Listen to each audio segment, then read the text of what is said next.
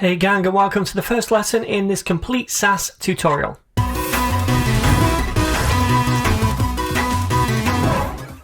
Now first of all, what is Sass and why would we even want to use it? So I guess we could describe Sass as CSS on steroids, or as the official website likes to put it, CSS with superpowers. It's a language that basically extends CSS to give it extra features or superpowers that make writing styles easier, more flexible and more reusable. Now it does this by bringing typical programming constructs like functions, loops, variables and inheritance into CSS, and it just makes CSS so much more flexible and powerful in the way that we write rules. For example, we could loop through a list of colours and generate a background colour class and a font colour class for each of them, and we'll see that kind of example in action later on. It also adds other features to CSS like rule nesting,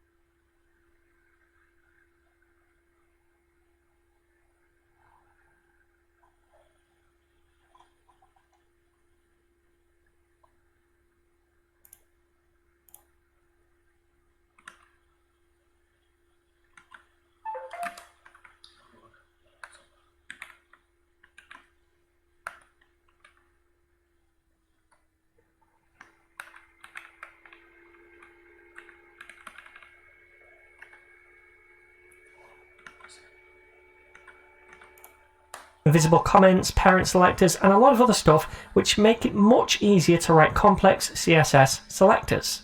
Now, Sass is extremely popular in the dev community. Lots of companies use it in their codebase, and it's also used to build CSS frameworks and libraries like Bootstrap and Bulma. And speaking of CSS libraries, that's exactly what we're going to be building in this series. A mini CSS library similar to something like Bootstrap or Tailwind using Sass. And it's going to include a load of utility classes for things like spacing, border radius, opacity, and all that jazz, as well as a responsive grid system and some ready-made components like cards, buttons, and a navbar. And then you can customize and reuse that CSS library in your own personal projects to speed up your development. And while we do this, you're going to learn all the basics of Sass, as well as some of the more advanced features too. Now, before you start, I would suggest that you already know a couple of things. First of all, CSS, since Sass is built on top of CSS, and it's not going to make much sense to you unless you already understand the very basics at least. Secondly, I'd suggest that you know at least the foundations of any programming language that include variables, loops, and functions. So it could be JavaScript or Python or something else entirely. Doesn't really matter what language it is as long as you understand those fundamental concepts, because we're going to use those while we code with Sass. Now, I guess this is not completely essential because I will explain these things as we use them, but it would be a huge advantage to have that background knowledge. So I'm going to leave a link to my HTML and CSS crash course for you to learn CSS if you need to brush up those skills, as well as my modern JavaScript course as well. And those links are going to be in the description down below. So definitely check out those first if you need to get up to speed. Otherwise, you're good to dive right in. Alright then, now browsers don't understand raw Sass files. We can't just hook up a Sass file to our HTML pages like we would a CSS file and just expect it to work. It won't. We need to process Sass into CSS before it works in a browser. And that's really easy to do. There's a ton of free tools that can do it for us. The way we'll be doing it is by using a task runner called Gulp, which we're going to talk about later on. But it does mean that you're going to need Node.js installed on your computer, because we'll be using the Node package manager to install Gulp and some plugins into our project. Now, you don't need to know a thing about Node.js at all. You just need to have it installed on your computer. That's all. So to install it, head to nodejs.org and click the download button right here to download one of the latest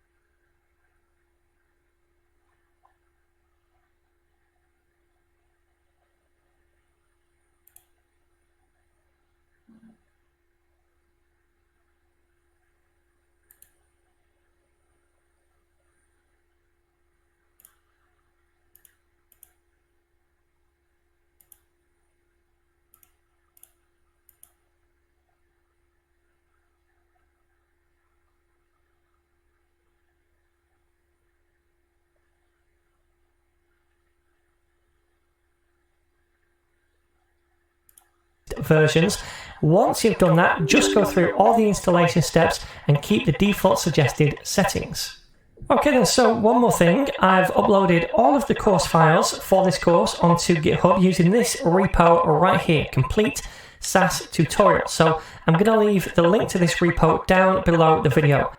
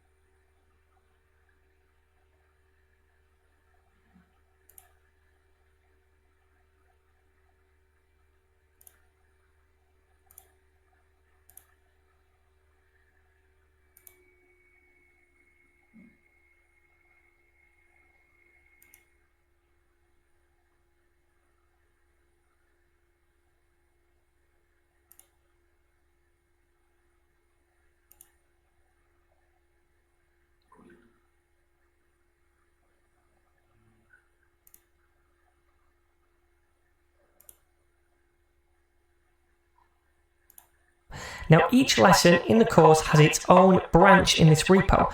So to get the code for lesson 10, for example, you'd select the lesson 10 branch from the drop down, and then once you've done that, you can click on the green code button right here and download the zip file for this lesson, which is going to contain all of the code for this lesson. Or if you prefer, you can just clone the entire repo to your desktop and work with it that way. Anyway, that's your quick introduction to Sass and this course. Next up, I'm going to show you how to create your first Sass file and then compile that to CSS.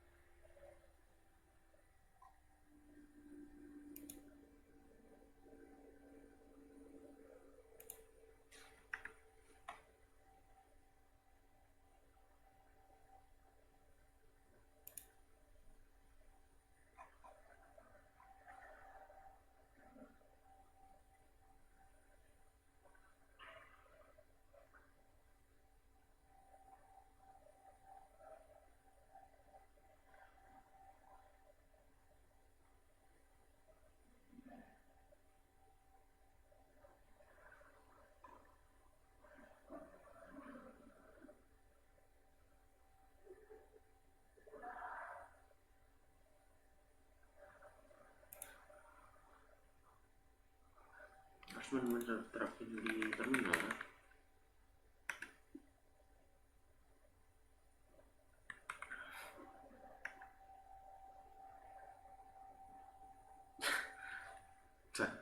Kayak enggak gitu dah.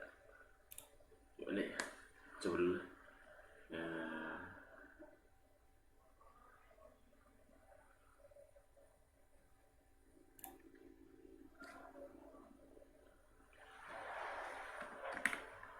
Aduh.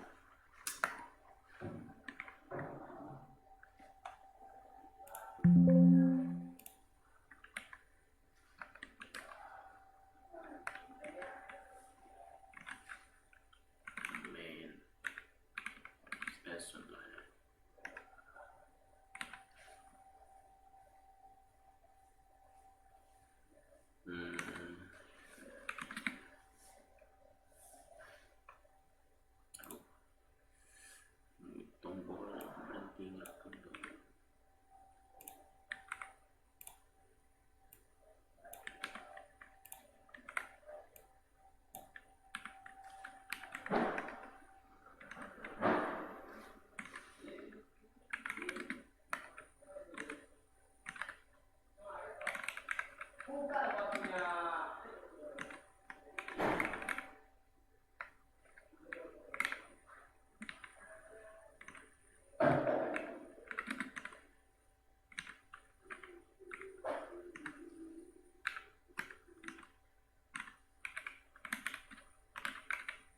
Oke, ini kayak biasa.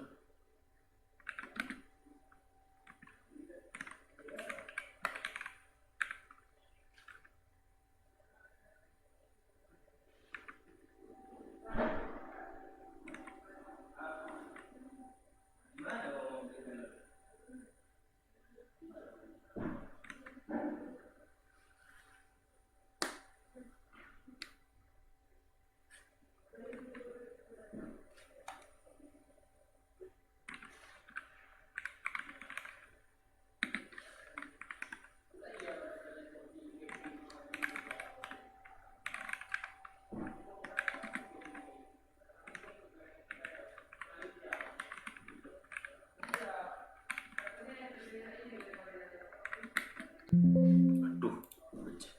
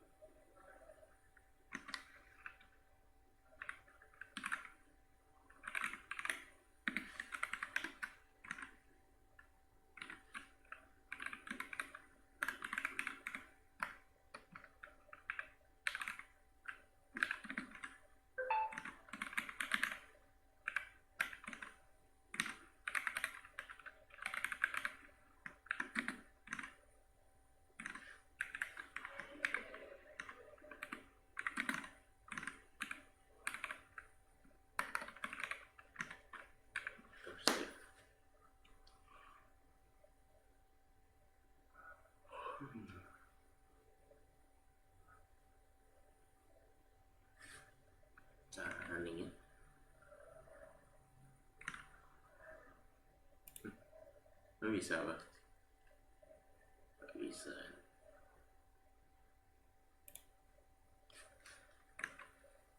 Iya, ternyata bisa.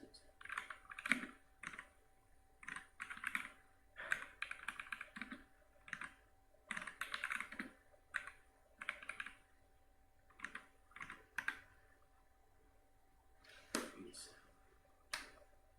Nah, cara compilingnya. Gua video compilingnya dulu.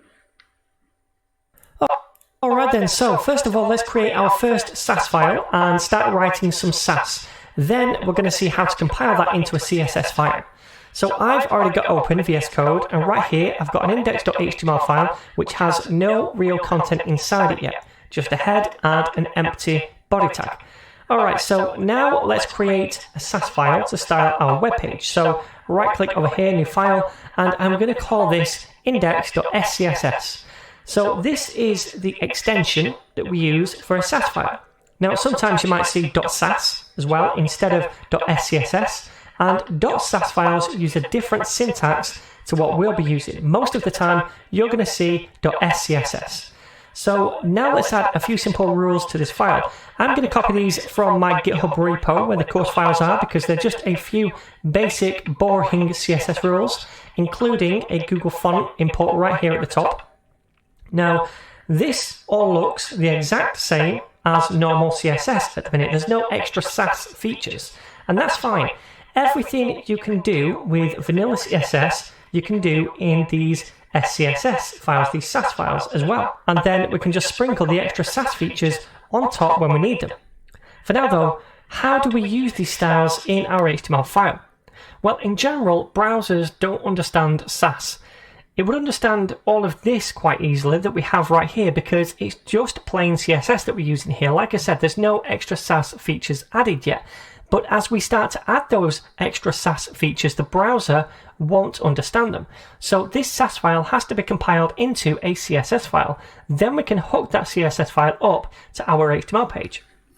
Now there's several options when it comes to compiling Sass into CSS. A really easy option, if you're using VS Code as your editor, is to use the live Sass compiler package. Now you can install that by going to your packages and then searching at the top.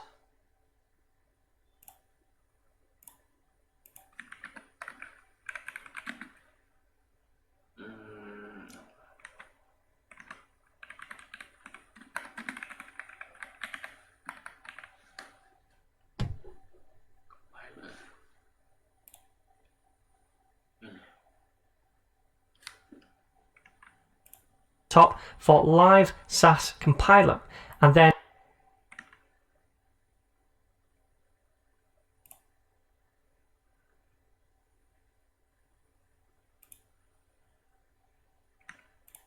just install it. Now once you've done that, you're going to see a little button at the bottom of the editor which says watch Sass, and you can just click on that to watch your Sass file and it will compile into a CSS file. However, the way that we'll be doing it is by using a task runner called Gulp. Now, it's a little more work to set up than using the live Sass compiler package, but it offers us more compilation options, including the ability to tree shake or purge any unused styles later on, which we're going to see later in the course. And it's also going to allow us to use the Sass debug tool as well, which the live Sass compiler doesn't allow at the time being. So to do this, we need to install a few packages with npm. This is why we need Node.js installed on our computer. Now to check that you've got it installed correctly, open a terminal right here in VS Code, and then you want to type node, then a space, -v, and press enter. And if you see a version number, then it's installed on your computer. If not, you're going to need to go and download it from nodejs.org and install it.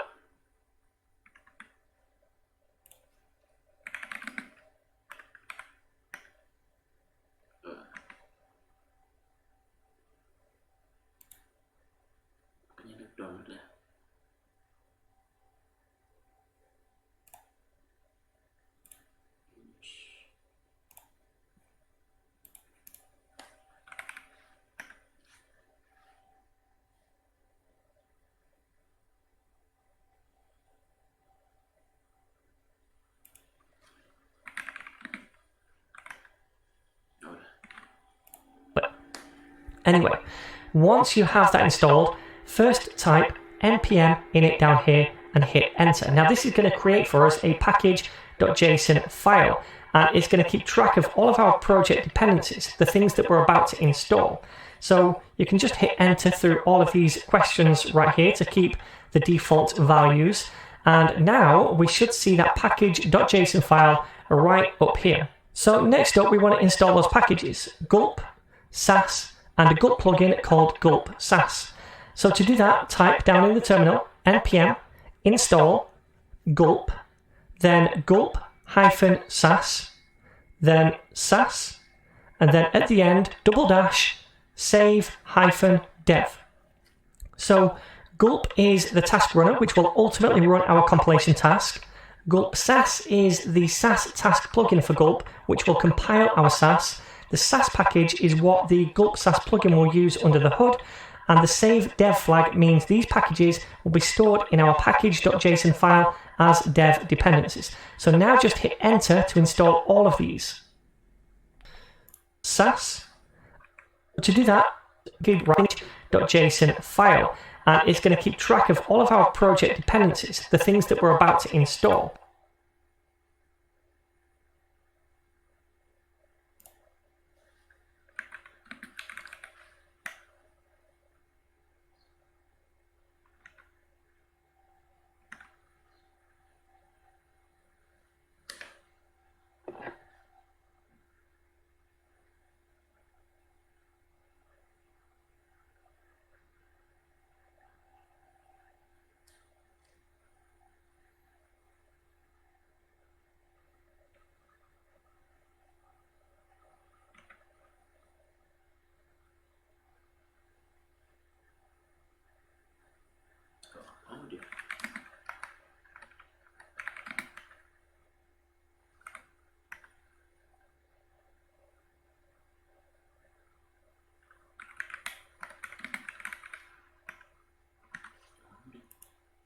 So you can just hit enter through all of these questions right here to keep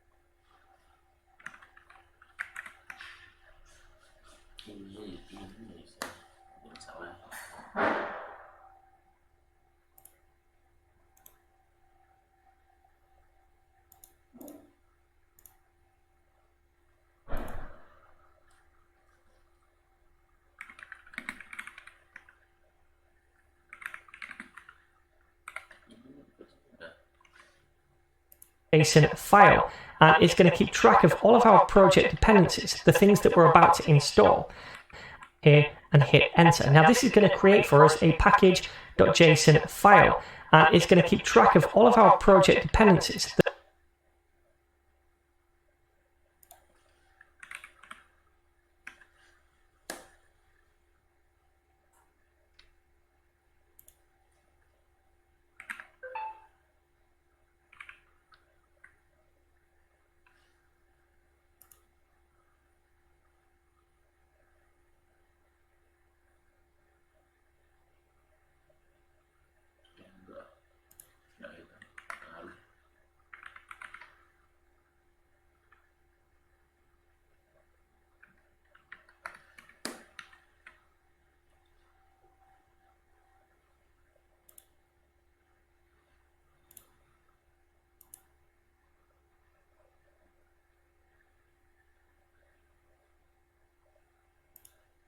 The things that we're about to install. So you can just hit enter through all of these questions right here to keep the default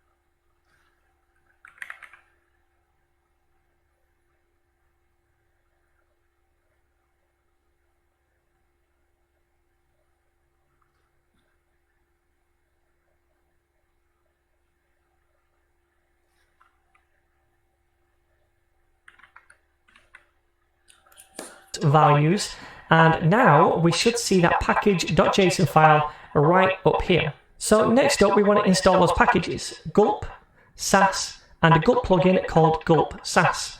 So to do that, type down in the terminal npm install gulp.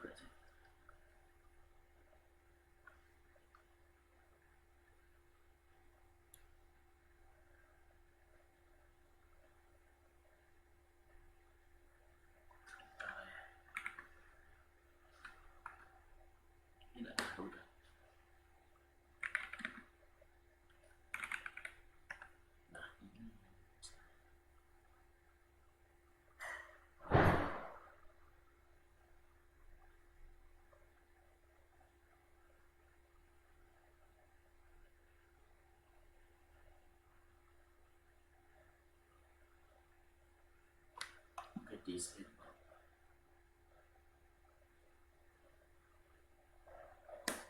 Gimana caranya nih?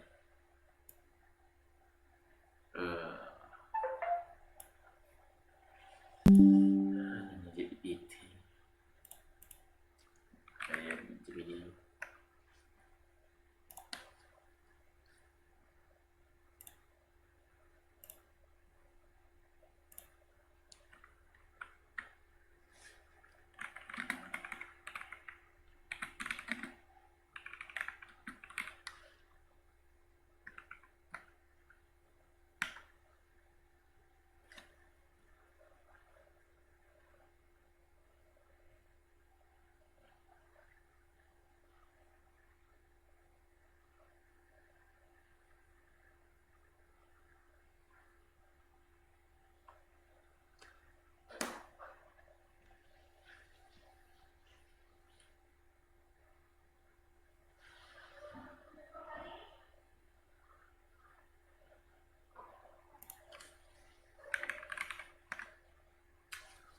Poin.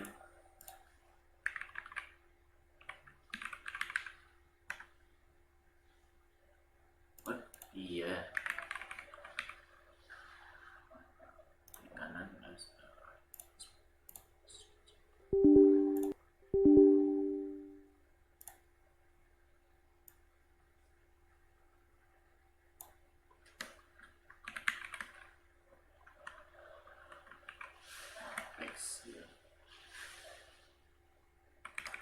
fusion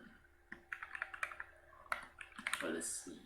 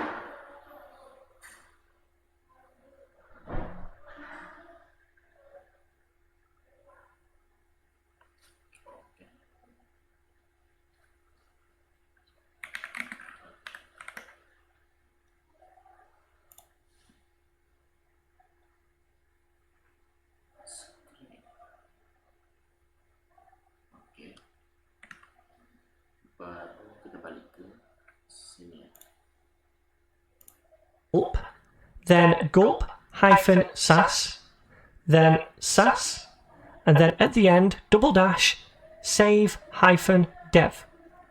So gulp is the task runner, which will ultimately run our compilation task. Gulp Sass is the Sass task plugin for gulp, which will compile our Sass.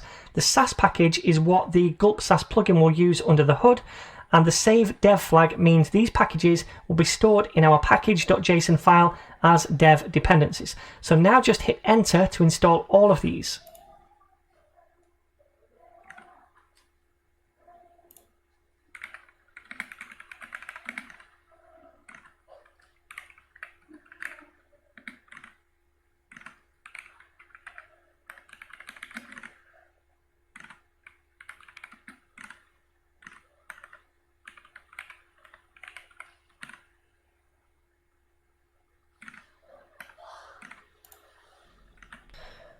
Okay then, so next up we need to make a gulp file, which is basically just a JavaScript file that contains functions for gulp to run. And one of those functions is going to be for compiling our Sass to CSS. So let's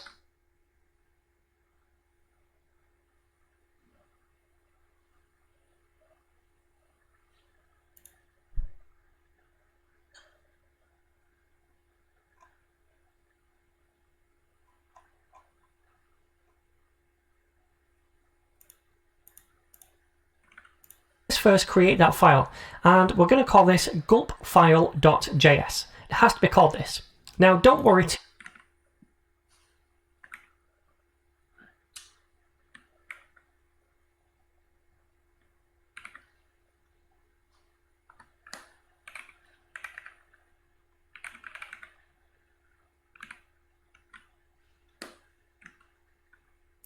too much if you don't understand a lot of JavaScript or gulp or what I'm about to code in this file.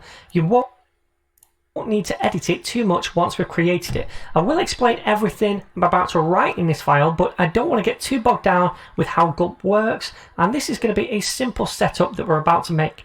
And once we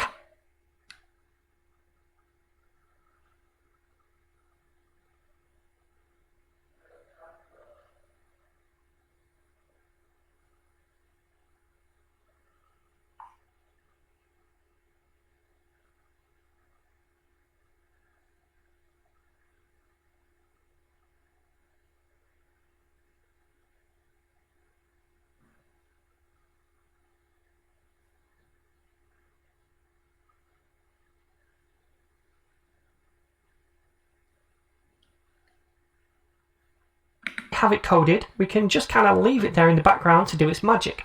Alright then, so first things first, we need to import a few things from the gulp package. So let's do that. So we need to import the source function, a destination function, dest, a watch function, and the series function as well. And we're going to be using all of these in this file. Next, we also need to import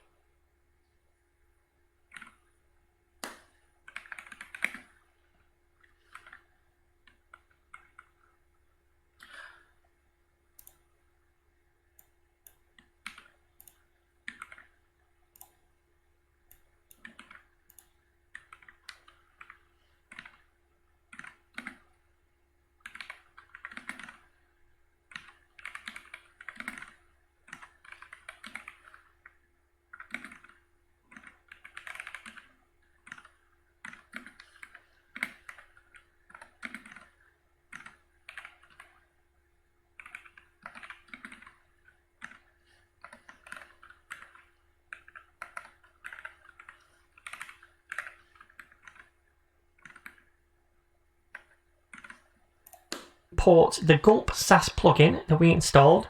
So let's do that. And this right here is going to return a function to us.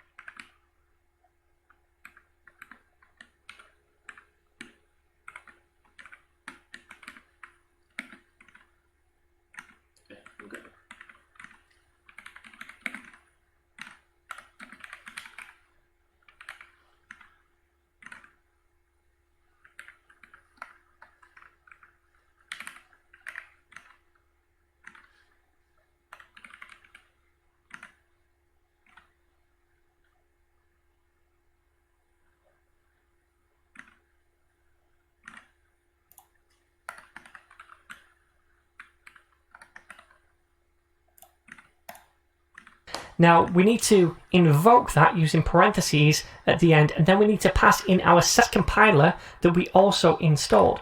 So inside here, we can just say require Sass to get that Sass compiler, and we're passing it into the function that this right here returns. And now, all in all, this is going to return another function which we're calling Sass in this file. We just need to invoke this later on to compile our Sass to CSS.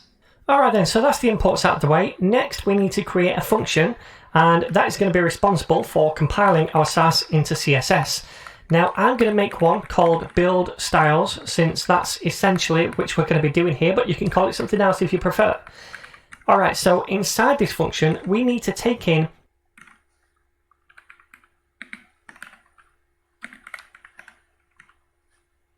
a source Sass file and compile it into a CSS file, then pipe it to some kind of function which we're calling Sass in this file. Next, we need to create a function, and that is going to be responsible for compiling our Sass into CSS.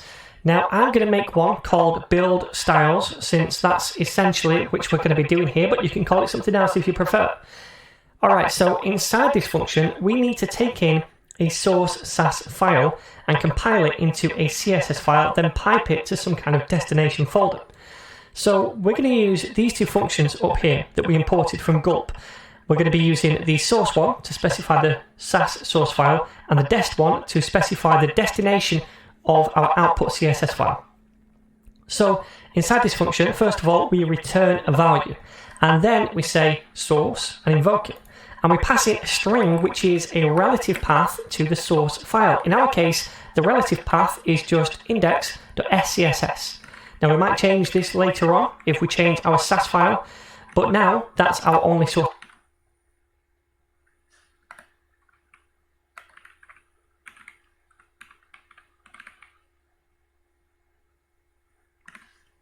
file. Alright, so next we tack on the pipe method, and inside that we pass a function to run. Ours is going to be the Sass function that we import from the Sass gulp plugin at the top. So this is what's going to compile our Sass file. So now we take our source file and then we pipe it into the Sass compiler for it to be compiled into a CSS file. And finally, we need to add on another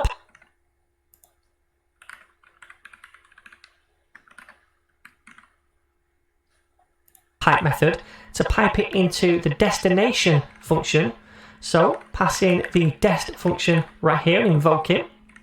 And inside here will be a relative path to some kind of folder that we want the compiled CSS file to be output into. So I'm just going to say CSS, and that means it's going to compile it and output the CSS file inside a CSS folder in our root directory. And that's it. That's all there is to this function. So then now we have this function which is going to compile our Sass into CSS and then dump it into a CSS folder. But I also want to create one more simple function, and this is going to be a watcher function that will actively watch our source Sass file, and then when we make changes to that file and save them, it's going to automatically run this build styles function for us, so that every time we make a change to our Sass file, our CSS is going to be updated and processed automatically to stay in sync with it. So to do this, we're going to use the watch function that we imported up here at the top. But first of all, let's create another function down here. I'm going to call it watch task, but again, you can call it something different if you want. So inside this function, I'm just going to invoke the watch function that we imported, and as an argument, we pass in an array of files to watch. Now, we're just going to be watching the one file to begin with, the index.scss file, which is where we're going to be writing all of our Sass.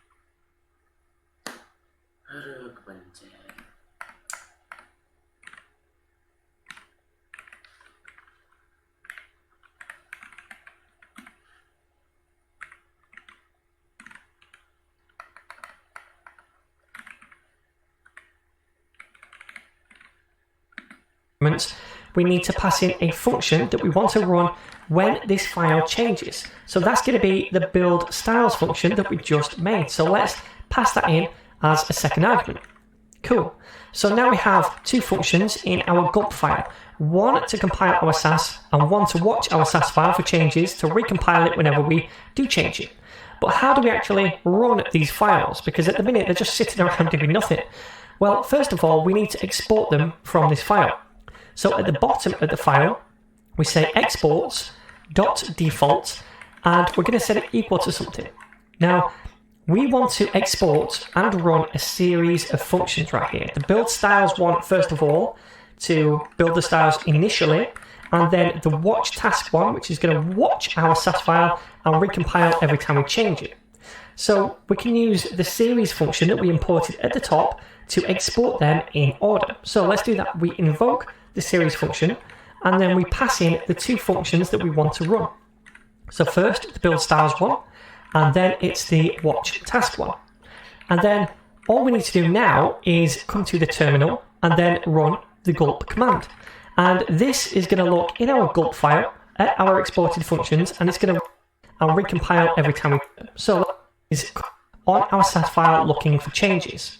So once we've hit enter down here, we can see that gulp has first of all run the build styles function to build our CSS, and we can actually see that.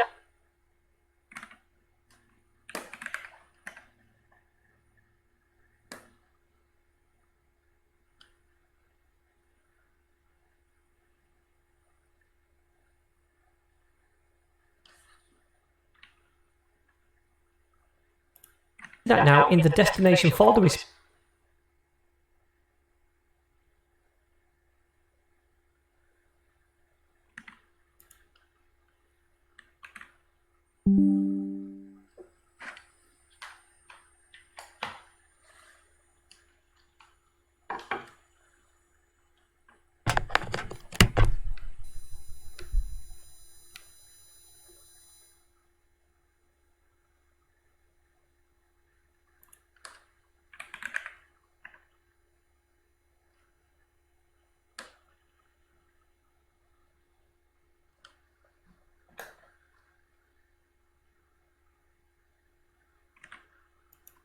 specified, right here we have an index.css file, and if we take a look at that, we can see all of the CSS in here. Now at the minute it's identical to what's in this file over here, our source file, because like I said, this is just plain CSS. There's no special Sass at the minute.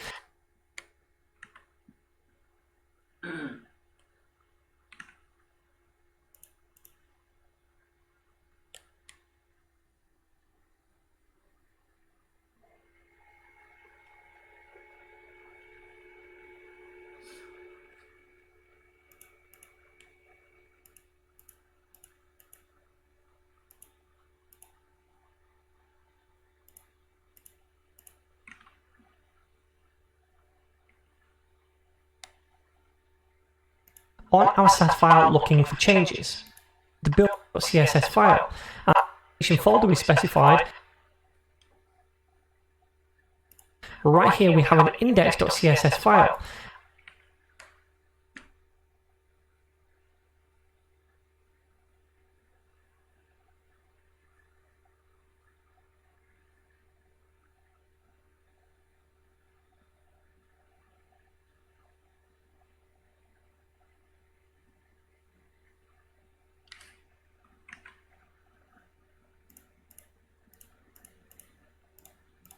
File. And finally, we need to add on another pipe method to pipe it into the destination function. So pass in the dest function right here, invoke it, and inside here will be a relative path to some kind of folder that we want the compiled CSS file to be output into. So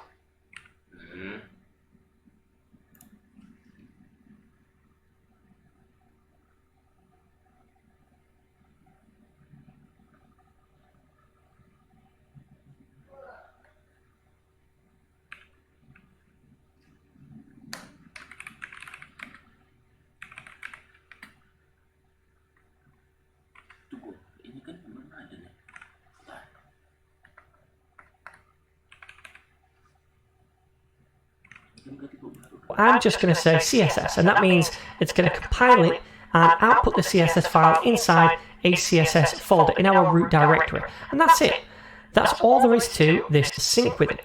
Look in our gulp file at our exported functions, and it's going to run each one of these in turn. So first it compiles our CSS, and then it's going to set up a watcher on our Sass file looking for changes. So once we've hit enter down here, we can see that Gulp has first of all run the build styles function to build our CSS. So it's going to compile it into CSS. After it runs the build styles function, it then runs the what.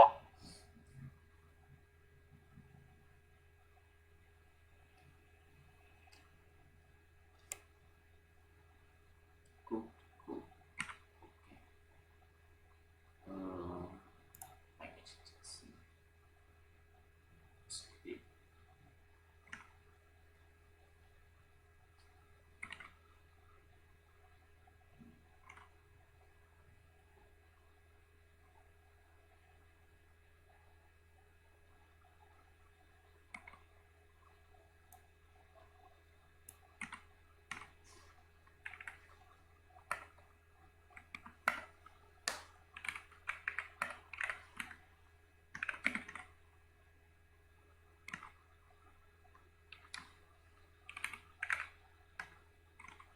Okay.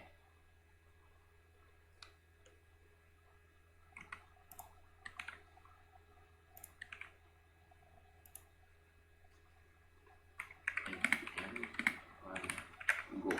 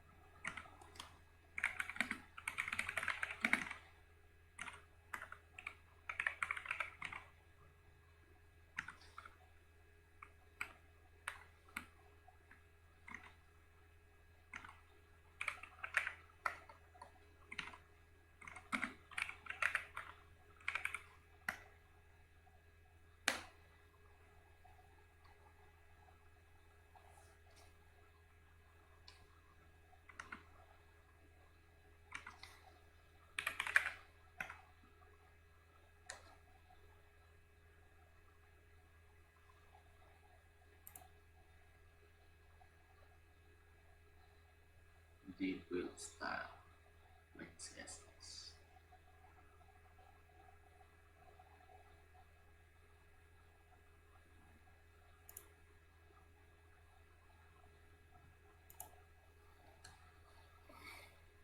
Tidak ditemukan karena project.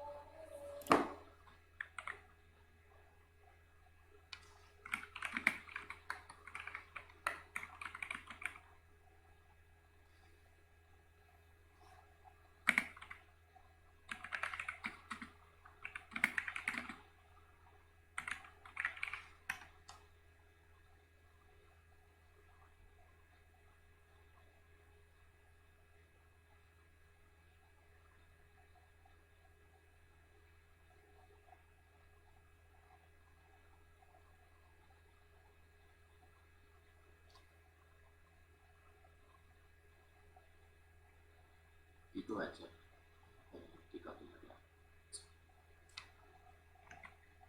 udah loh CSS.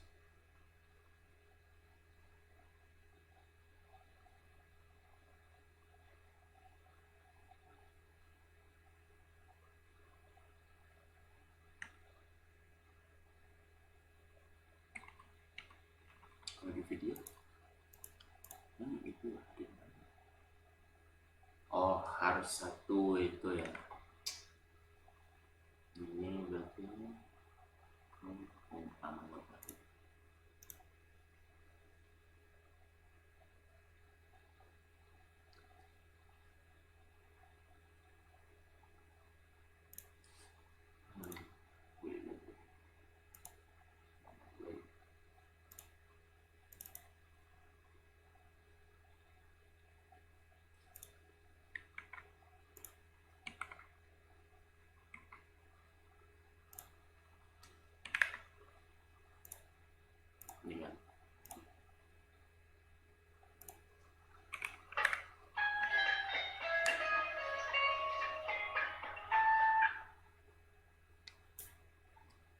Nah, lalu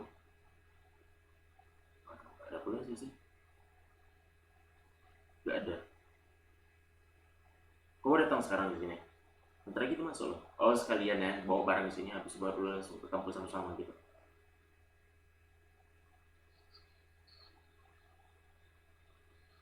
Ah, oke lah. Ya. Tapi jadi kan? Tapi jadi kan?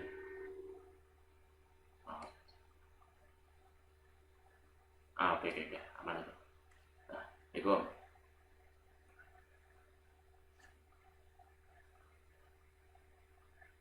Harus satu tuh. Nah, ya walaupun tidak ada bedaan sama sekali sih.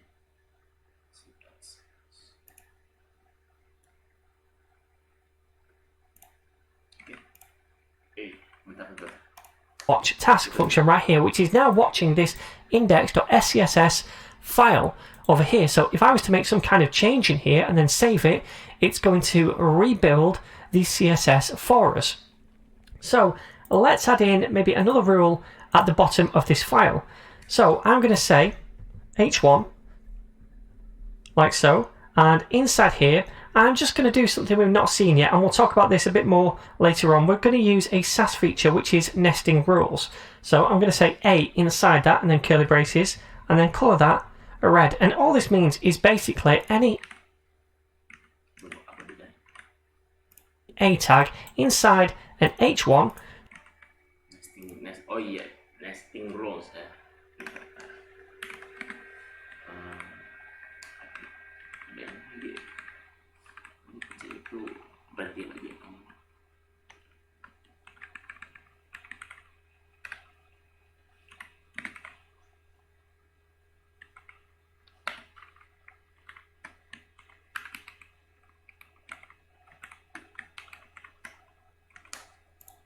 Should be coloured red. Now if I save this file, we've added some Sass right here, yeah? It's going to recompile it then because it's watching this file. So watch down here in the terminal, when I save, it detects that, and then it runs the build styles again. And now inside this file we should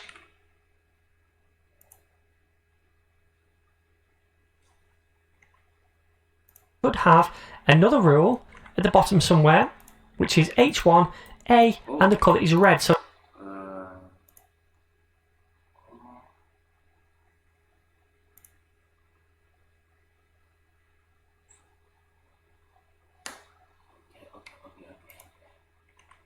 now this looks a little bit different from the Sass.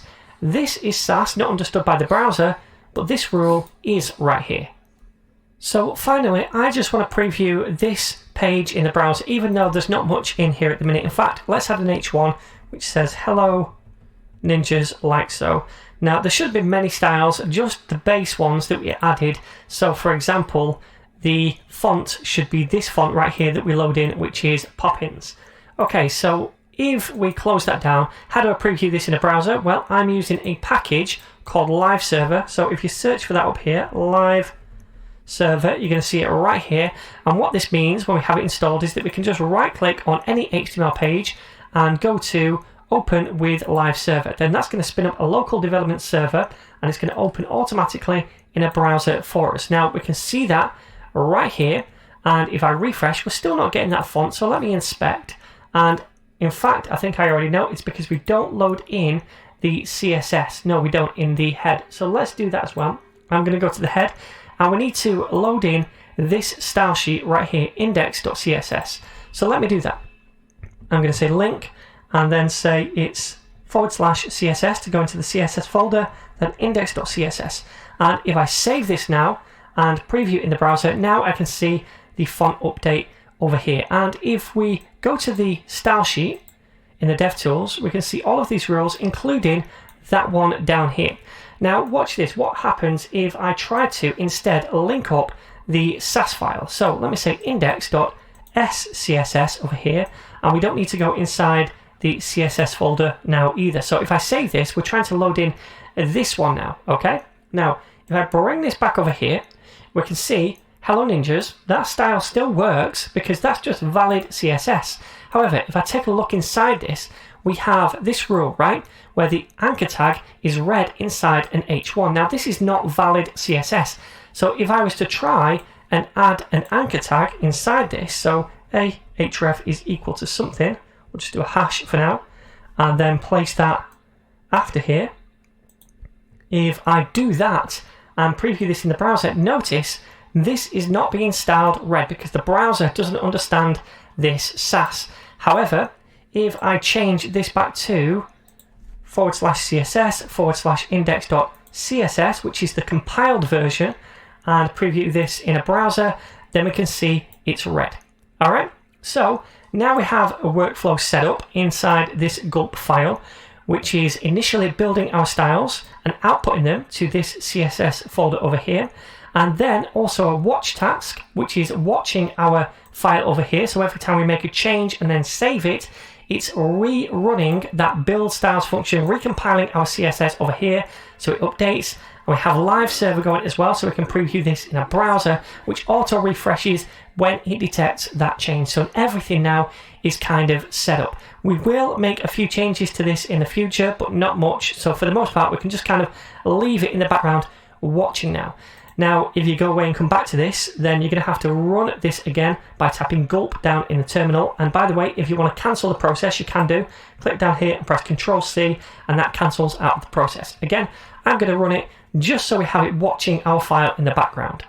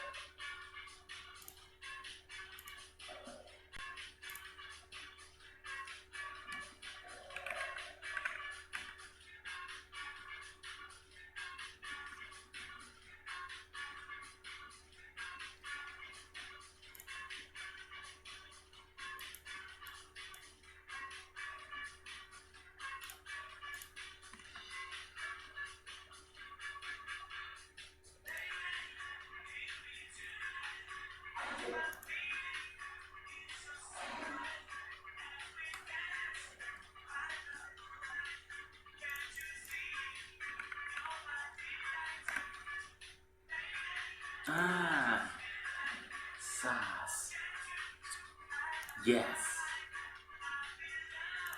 Udah. Udah. Go for it, bro.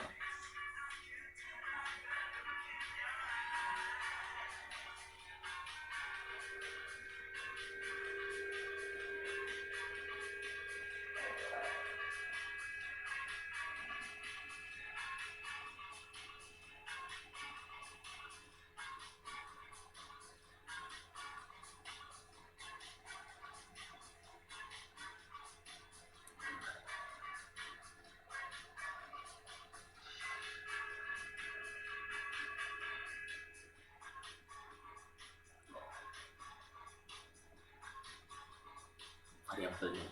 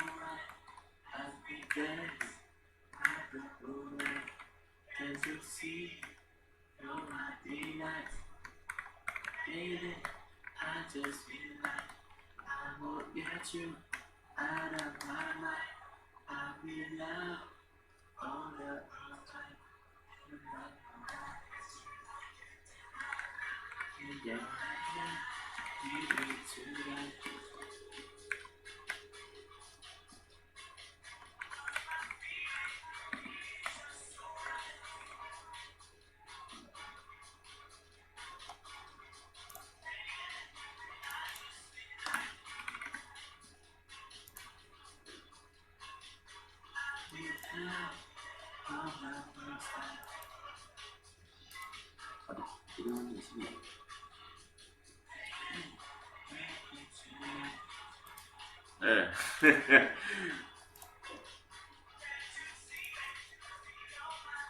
Sass.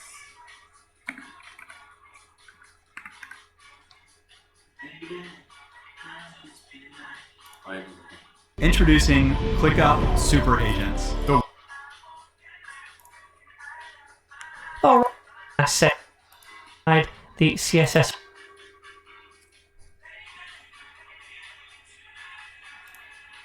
with live server. Then that's now we can set a folder then index.cs.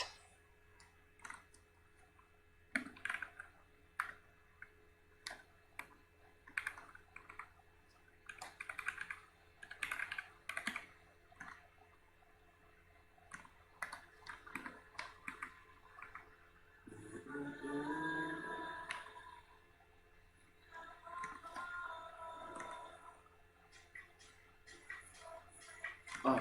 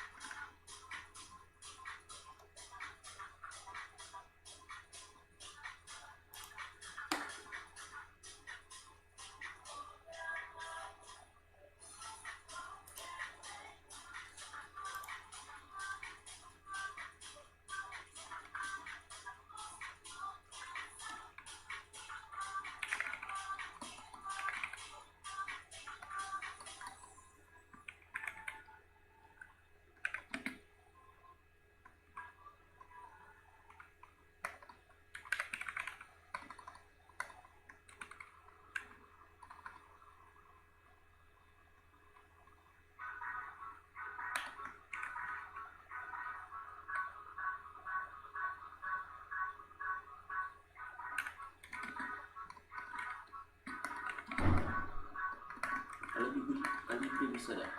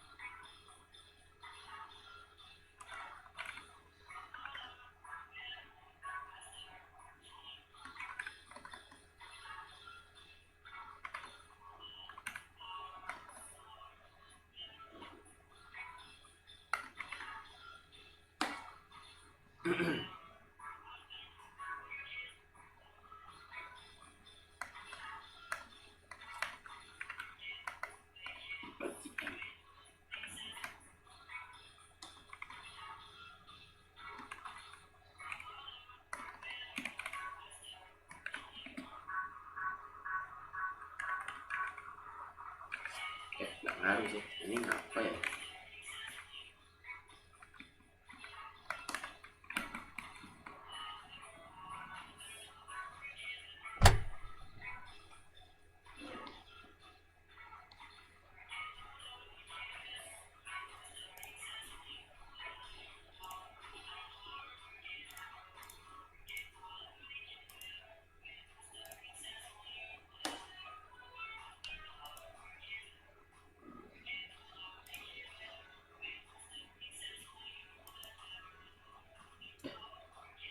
Ada border sekaligus.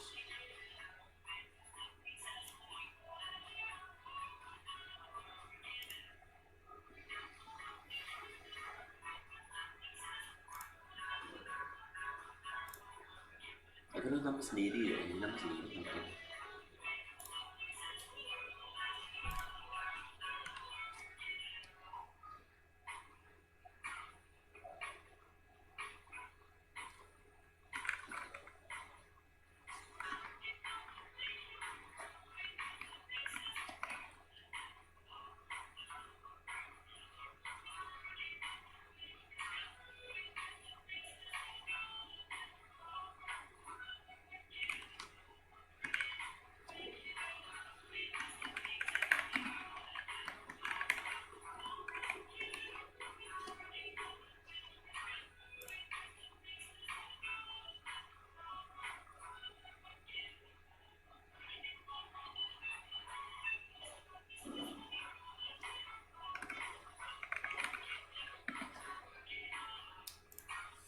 Ini semua malas.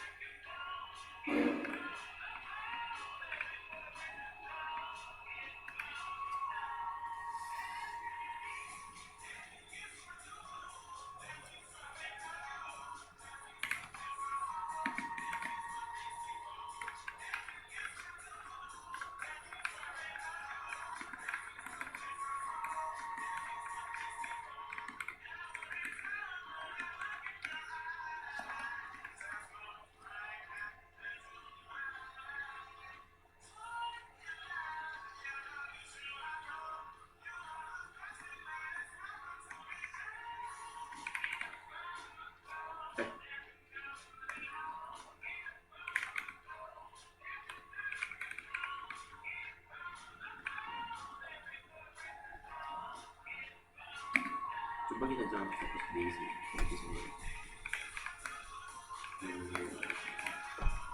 Boleh.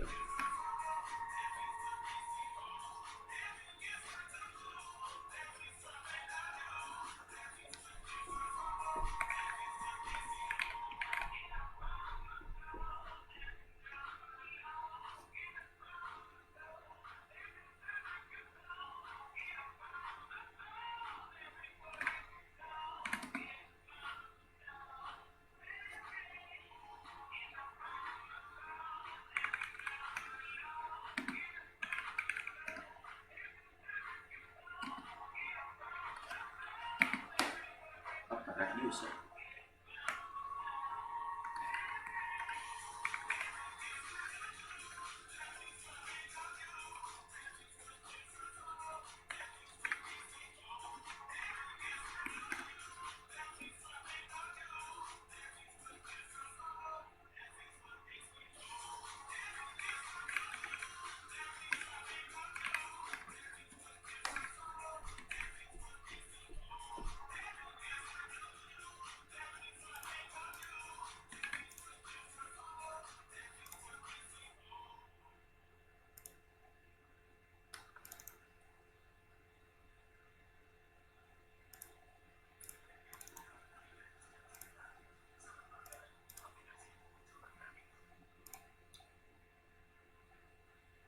Twitter.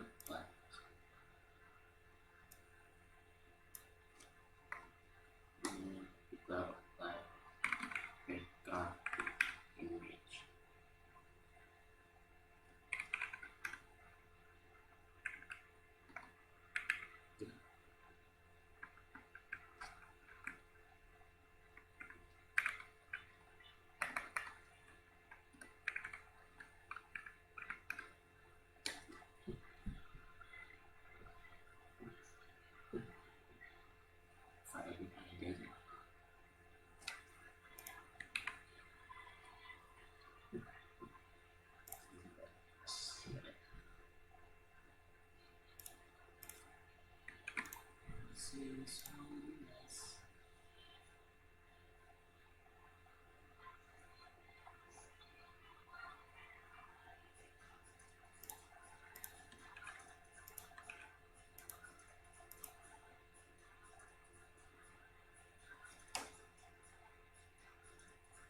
Terus ada playback animasinya.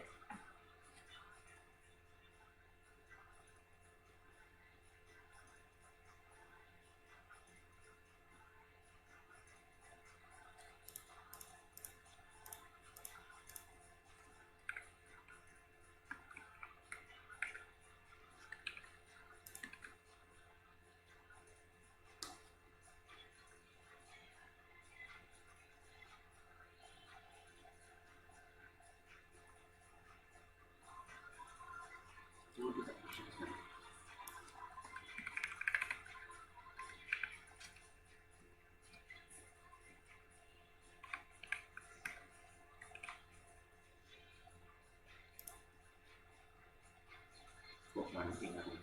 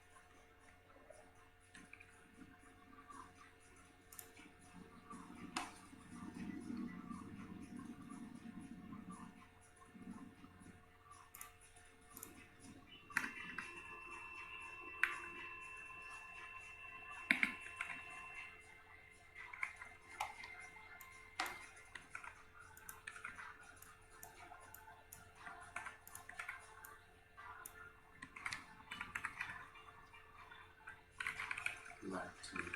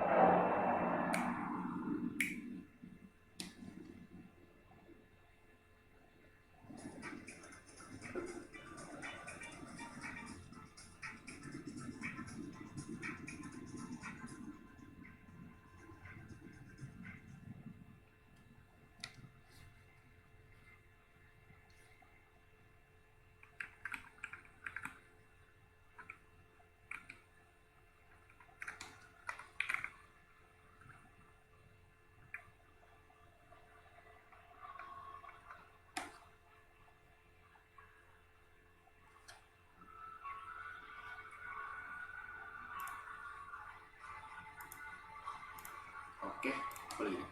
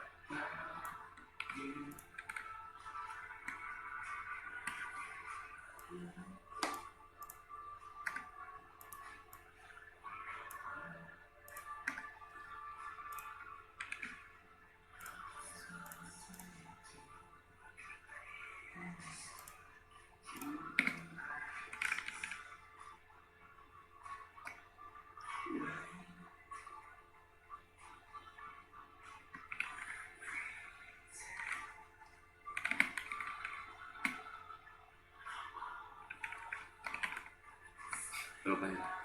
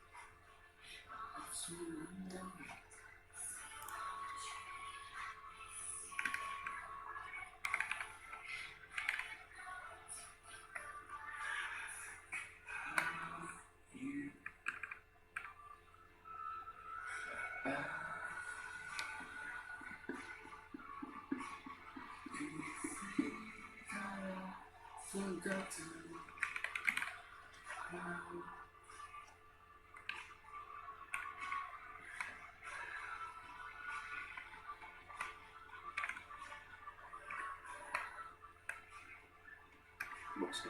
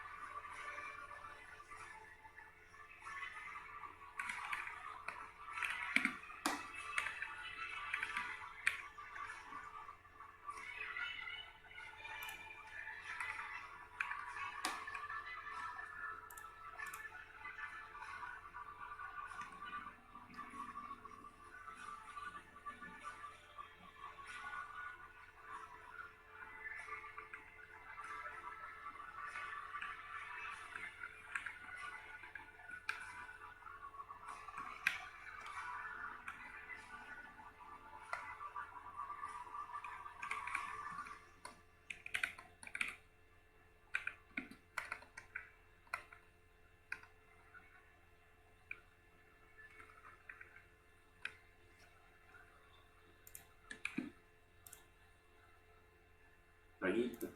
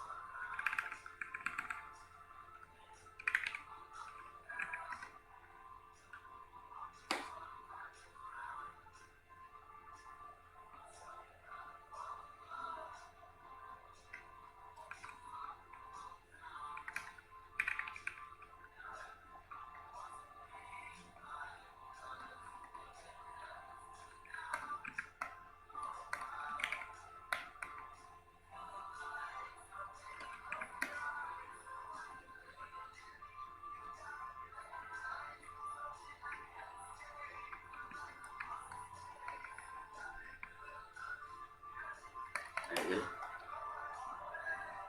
Sekarang warna kita dulu.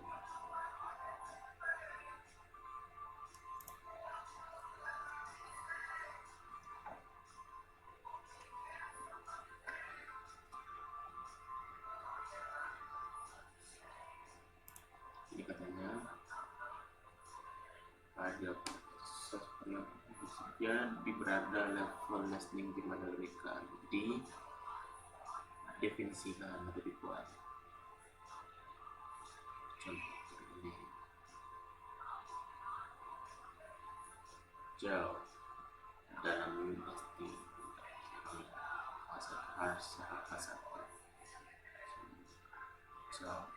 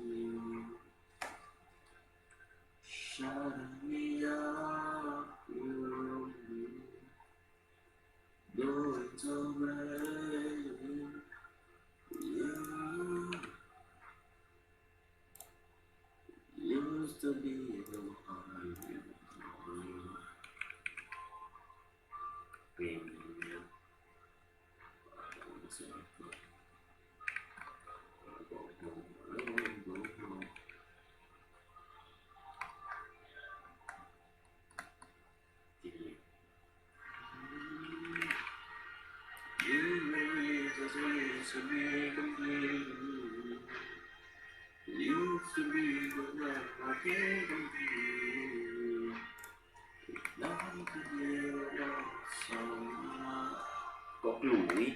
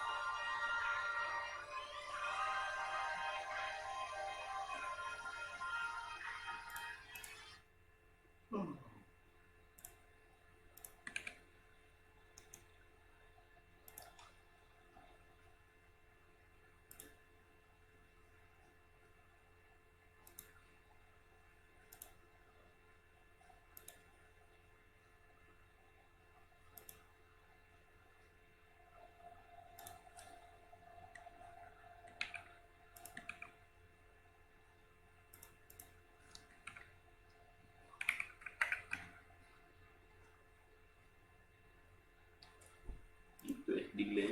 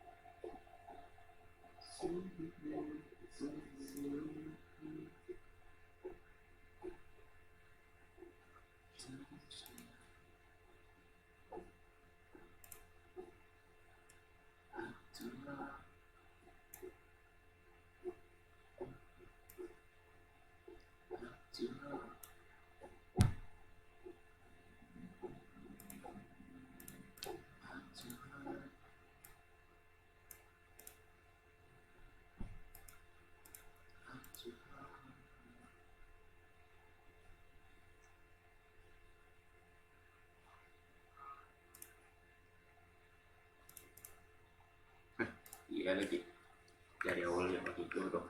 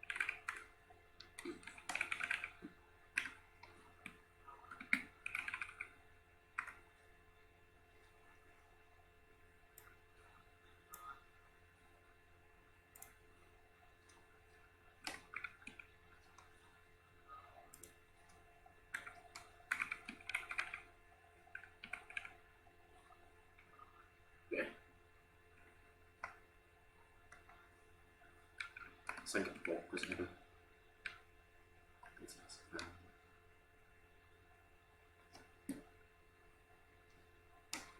Harus buka ini nampaknya.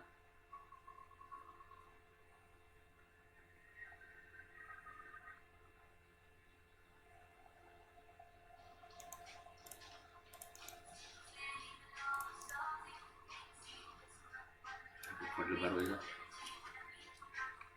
simulasi matematikal terus Sass.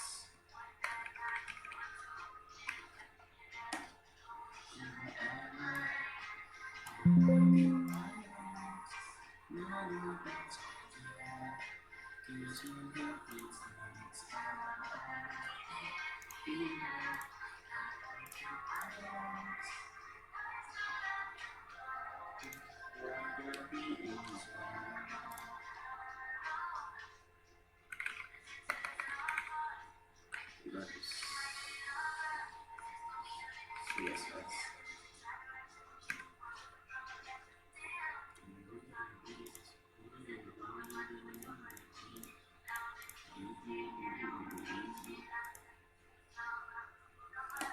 Ini buat lagi tak ya?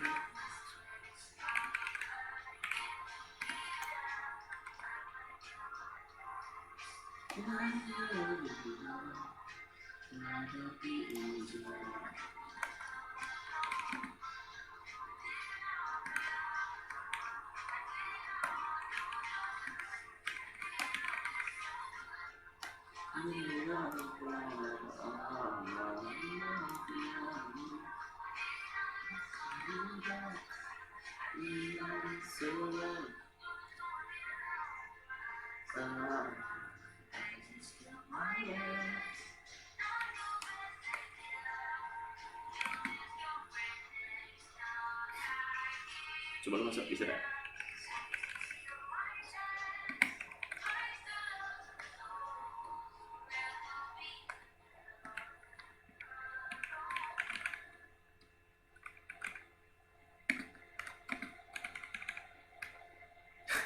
Gak bisa. Sabar dulu.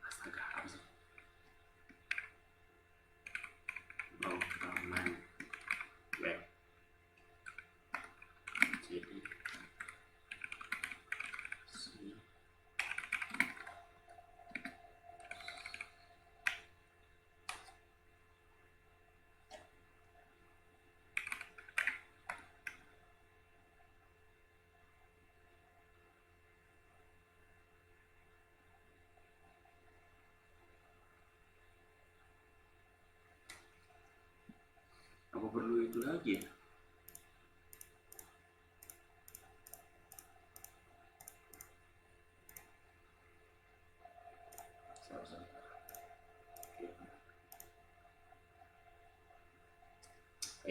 Sini lagi.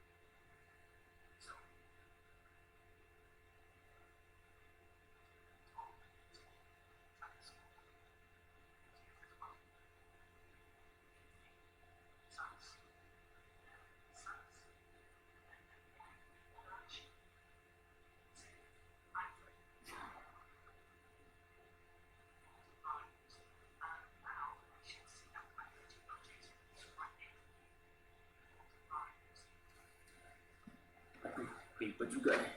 Berarti ya.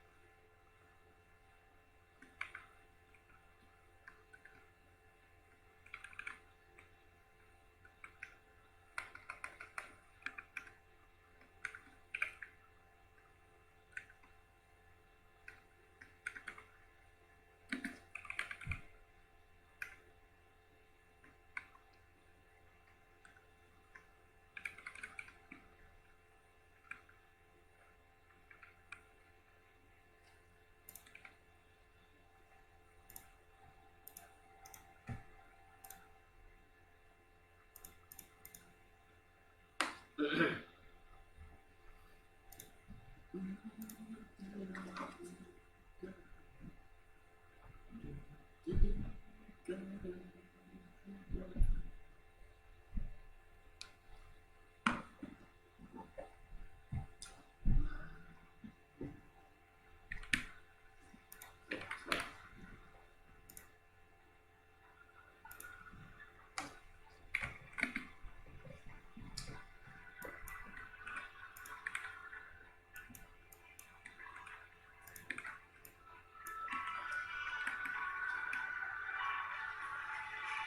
ini nestingnya.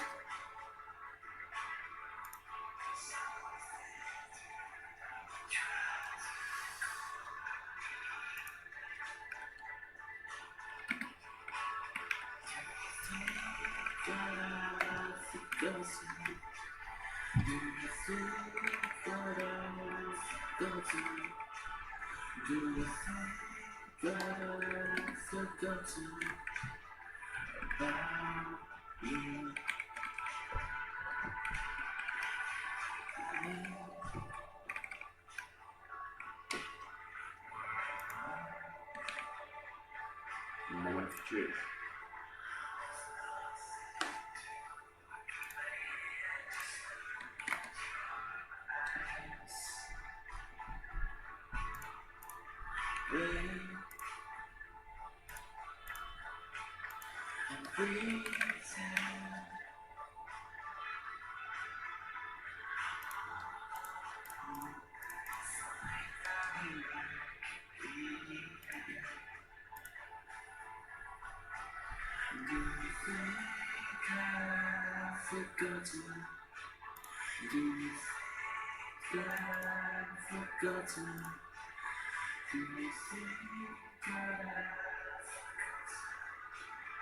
Lupa.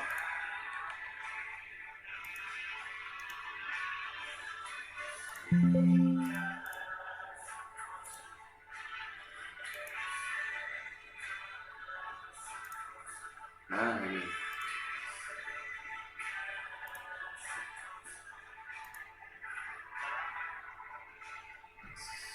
Sass Tailwind. About you, I can't remember anything unless you remember.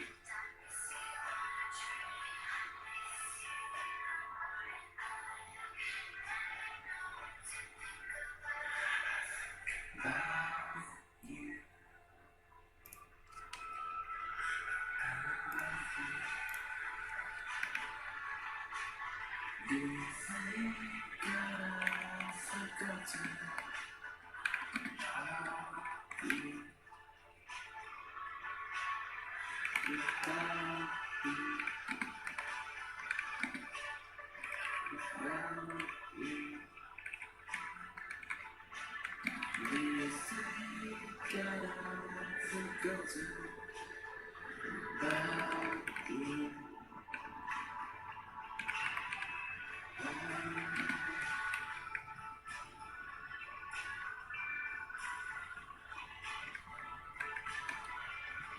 Ini coba sini.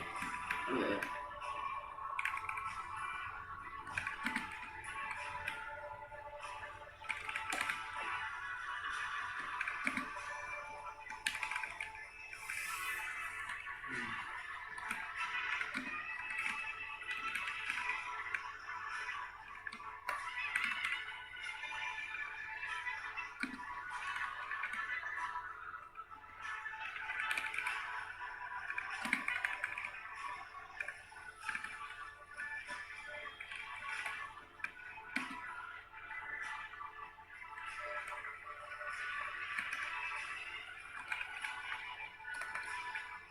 Ini kena di narasumbernya nih, tapi coba lalu.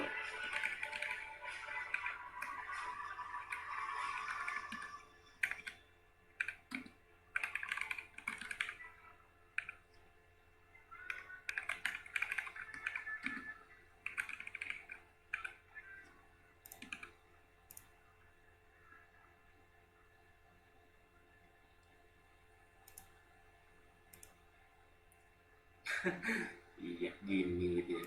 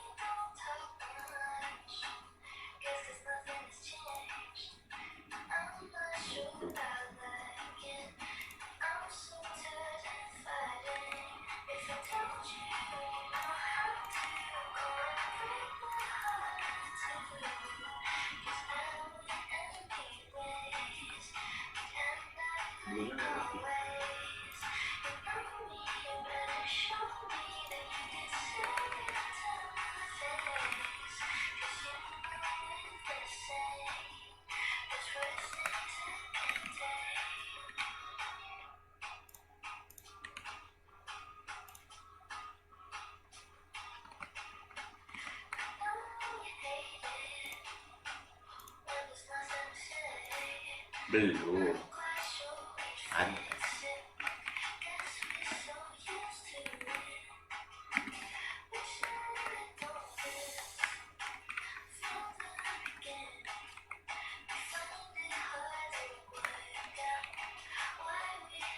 Ya, belum walaupun warna gelap.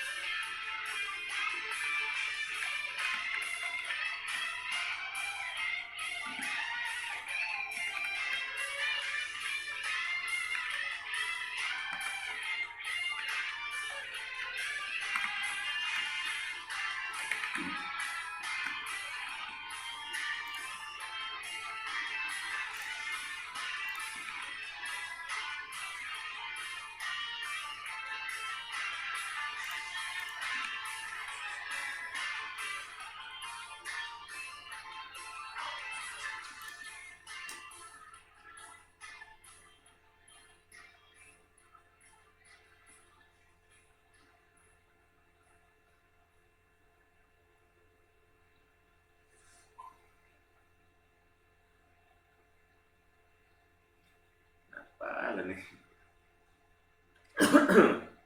Lu tadi ikut.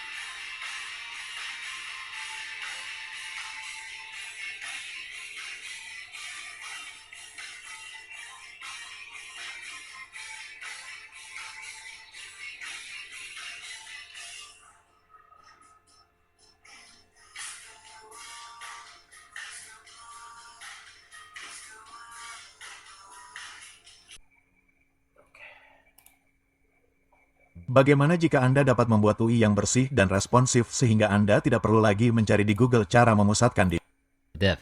Sounds like a dream, right? Well, let's make that dream a reality. I get it.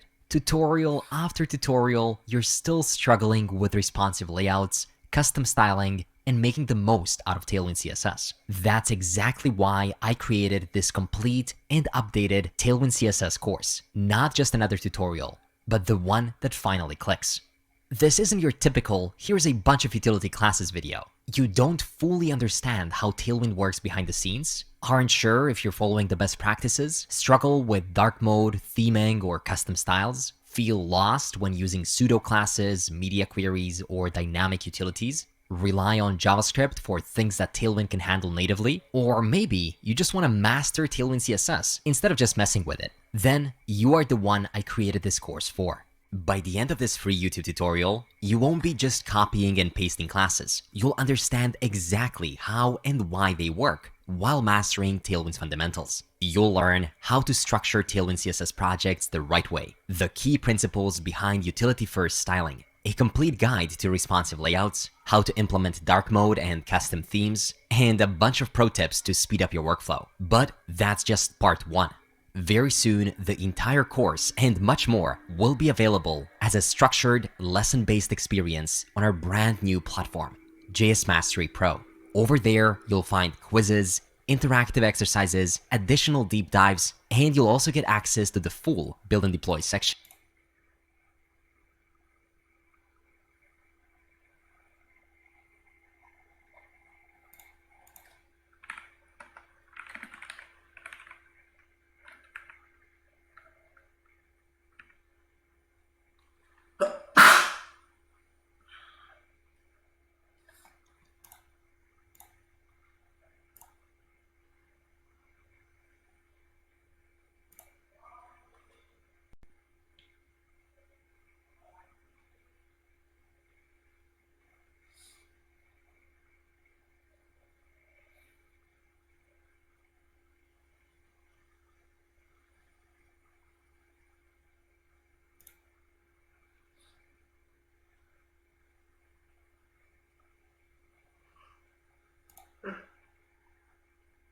Coba. Apa ya?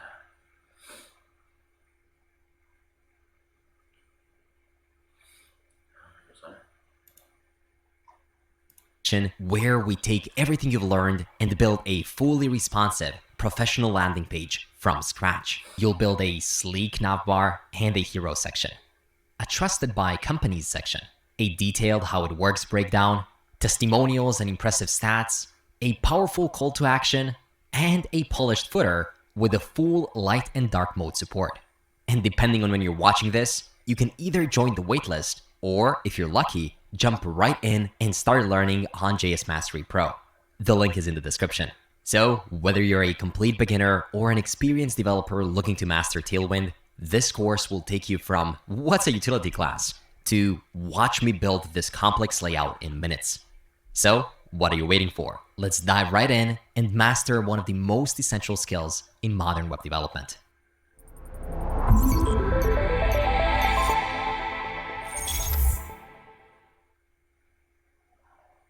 Tailwind CSS isn't just another styling framework.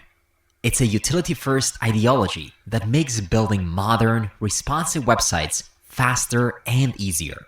Unlike Bootstrap, Ant Design, or Material UI, which come with predefined components and styles, Tailwind gives you complete control through small, reusable utility classes. So instead of writing custom CSS from scratch, you can simply combine these classes to style your site exactly how you want. This approach has completely transformed the way developers write CSS. Sure, UI kits are great at first, but tweaking them to match your design, that's a headache. Let's be honest, default UI component libraries stick out like fast food menus. They work, but they all look the same. Tailwind, on the other hand, is like a fully stocked kitchen. It gives you the ingredients, not the prepackaged meal. No more rigid, no more cookie-cutter designs. You get the flexibility to customize everything while keeping your codebase clean and maintainable. Still, if you want to use some ready-made components, Tailwind's ecosystem has exploded with component libraries that support it. Everything from Tailwind UI and Headless UI, and of course everyone's favorite, ShotCN. These libraries let you build UIs faster than ever without sacrificing customization. But do real companies actually use Tailwind? Absolutely. From OpenAI to Shopify, Loom, The Verge, Turbo, GitHub, Microsoft, and even NASA, Tailwind CSS is the go-to choice for many big companies. The official example showcase highlights some of the biggest brands using Tailwind CSS in production. So, are you ready to take your styling game to the next level? Let's dive right in. So, how does Tailwind CSS actually work? Before we dive in, let's quickly compare traditional CSS with Tailwind's utility-first approach. So, how do we normally write CSS? Well, we create some elements and assign them CSS classes. Something like a div with a container and an h1 with a container heading. And then we define those classes in CSS, dot container, give it a display flex, justify content center, you know the drill. And you can also style the heading. Here, container and container headings are just custom classes with predefined styles. But now let's rethink that with a utility-first mindset. What if instead of writing custom class names, we broke styles into small, reusable utility classes? Something like .flex will set a display of flex. Item center will set the align items to center, and so on. You can do the same thing for colors or even font sizes. With these utilities in place, we can now structure our HTML like this. You can create a div and give it class names of flex, justify center, item center. And the same thing goes with the p tag. See the difference? We're still using classes, but instead of defining custom class names, we're composing styles directly with utility classes. And this is exactly how Tailwind CSS works. Every Tailwind class is just a predefined CSS rule. For example, when we use flex, Tailwind generates that property behind the scenes. And I get how this might feel like just a lot of extra work, but trust me, it'll save you hours because you won't have to worry about class names, structuring styles with the BEM methodology, or managing gigantic CSS files. You can just use the utilities and Tailwind does the rest. But Tailwind's simplicity is also a cause for a lot of misconceptions around it. There's a common myth when talking about Tailwind, and that is, aren't all of these just inline styles? We're basically writing everything on a single tag, inline. So why can't we use just a regular CSS, applying a style property with a padding of 10 and a color of blue? Well, it's not really the same, because this doesn't allow you to use more advanced properties like pseudo classes, which we'll explore later on, and they also don't give you access to media queries. But even more importantly, inline styles cannot be reused. You have to rewrite them on every single element where you need them. But Tailwind CSS utility classes, on the other hand, are completely reusable, which means that you can create a small set of reusable CSS classes and then use them on whichever element you want across the entire application. Hopefully, you will never again think that Tailwind is the same as inline styles, and you're actually excited to see what more it brings to the table. So let's dive deeper into this crash course so that very soon you can build a real-world project so you can truly master it. Before we dive into complex layouts, let's start with Tailwind Play, an interactive online playground for testing Tailwind CSS styles. I'll put the link to it down below this lesson, and once you're there, you can delete all of the pre-generated code.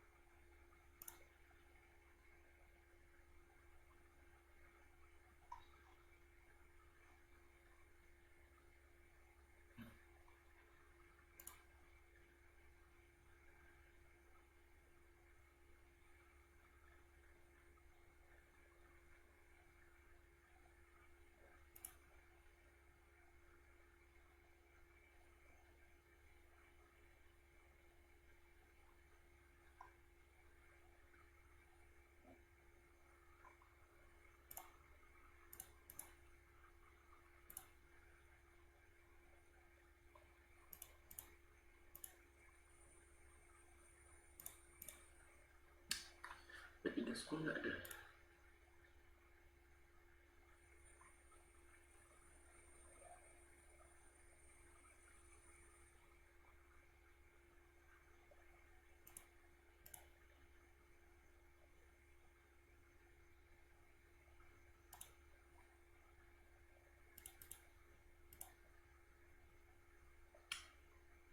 Coba selama 7 hari. Maksud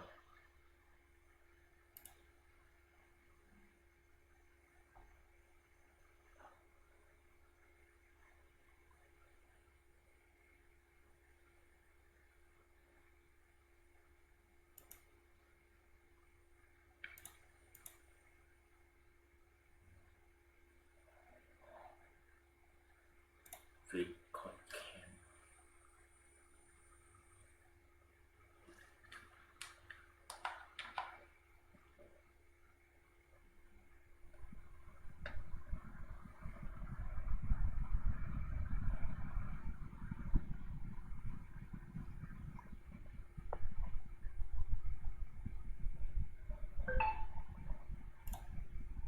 In this course, Guillaume will teach you how to use the Tailwind CSS framework to create web applications faster and easier. Guillaume has been a front-end developer for 10 years, and he has created many courses on Udemy and his own YouTube channel. Hello everybody and welcome to this course about Tailwind CSS. My name is Guillaume and today I'm going to introduce you to this amazing CSS framework made to create design for front-end application. I'm going to use Next.js during this course. However, you don't need to know anything about Next to follow every step of the course. It's the same for CSS. You don't necessarily need to know CSS to follow this course. However, it's recommended to have some basis. By the end of this entire demonstration, you will be able to use Tailwind CSS to create your own custom design system. Here is the program of our course. We are going to learn how to deal with color at first, because Tailwind CSS is providing to us a full set of colors that are very useful. Then we are going to see how to customize your design, because yes, with Tailwind CSS, what is amazing is that there is a powerful engine of customization that helps you to customize everything. Then we are going to look at the typography, how to deal with text size and text font, the spaces and sizes of margin and padding. We are going to deal with flex and grids to create columns, for instance, or just to create containers. Then we are going to look at the layouts, and the layouts, it's something really important when we do front-end application. Sometimes we want to switch our styles. This is what we are going to see. Then we are going to look at the borders, the effects, filters, animation and transition. If you did CSS before, you should be familiar with these concepts. And of course, we will need to take a look at the core concept of Tailwind. Because if you want to work with Tailwind CSS, I think, this is my personal opinion, you need to understand the core concept to use it efficiently. Finally, we will finish by create our own design system. We will create together some buttons, some select element, entirely with Tailwind. Of course, we will not miss to see how we can implement the famous dark mode. Let's start right now. To follow this course, I created a Next.js 13 application, but you can also follow this course with Vue.js, Svelte.js, and any other front-end framework that you want, that you like, and use also Tailwind. It's not a problem. You can install Tailwind everywhere you want to do front-end, or either you want to do an HTML, a single HTML file, it's also working. When we go on tailwindcss.com, we quickly understand that Tailwind CSS is providing to us already CSS written. So basically here we got classes that we apply to an HTML file or UI element, whatever, and we see that the design is dynamically updated. So basically, the Tailwind CSS core team already write all the CSS we need and that we use most of the time to create elements. So we don't waste time on writing CSS. It's already here, so why not use it? So there are several ways to install Tailwind. So you can use the CLI provided by Tailwind itself. It's the tool that helps you to install everything. But me, I'm going to use one of the framework guides here with Next.js. As you see here, there is SvelteKit, Angular, Phoenix, Solid.js, Gatsby, whatever. It will work for you. Then we got also the CDN if you want to use it, for instance, in a single HTML file or for an email template or a plugin, whatever. You can use also Tailwind by importing the script. So I'm going to go on the framework guide, click on Next.js, even though I know that it's not really complete now because I'm using Next.js 13 and I will have to loop through my app folder. So I'm going to be here, and what I'm going to use is directly the installation here that we got, npm install -d Tailwind CSS. I'm going to stop all of this. Post CSS auto prefixer, it's really important. Then I'm going to get back here.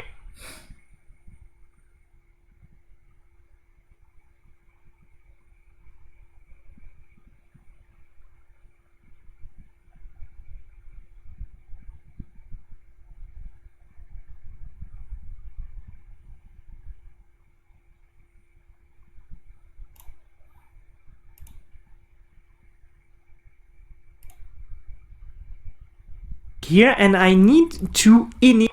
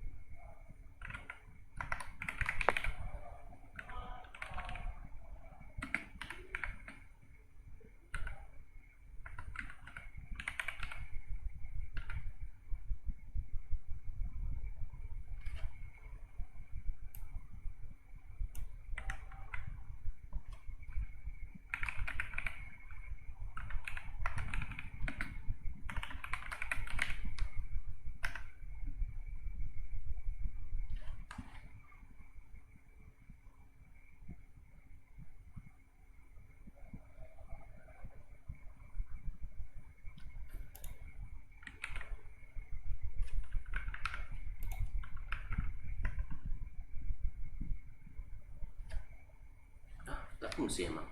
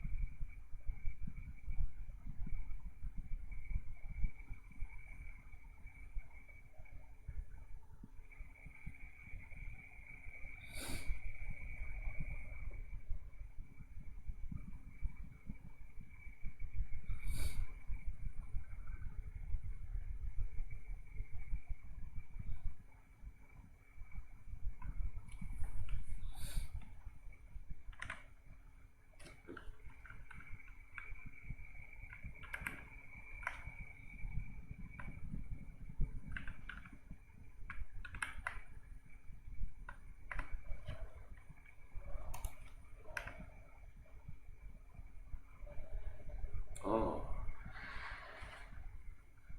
input output oke, dan start musicnya.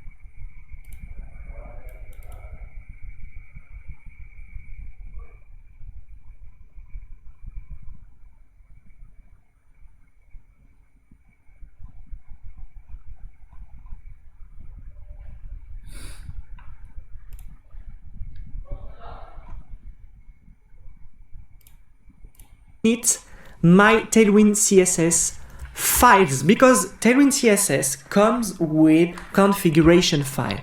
The force of Tailwind is that you can customize and paste, okay?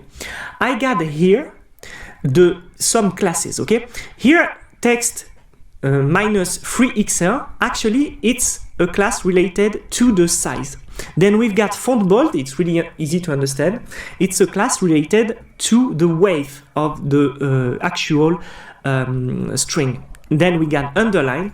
Let's remove all of this, okay? And let's start by an empty class for this piece of string. So there we get back to the app and we've got hello world just written in here. So I think I'm going to zoom in. There we go, hello world. And let's say that we want to apply this green color. Well, normally what we would do is we would create a CSS class called .green and we would put the code color, the X color there inside our class. But what we can do with Tailwind, because it's already written for us, we can go here and type text. Text means that we call the variable text, which is inside Tailwind, and it is waiting for an action to be done. So we are going to put a minus or dash, and then here what we can do is put the color we want. So I'm going to type green. I'm using the IntelliSense extension of VS Code. So basically, it's really important, if you want to use Tailwind CSS in VS Code, please use IntelliSense extension. So you type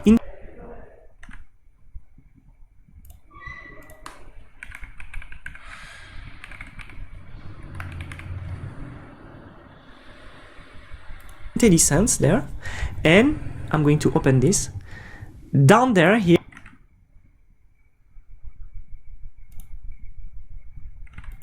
I got Tailwind CSS IntelliSense.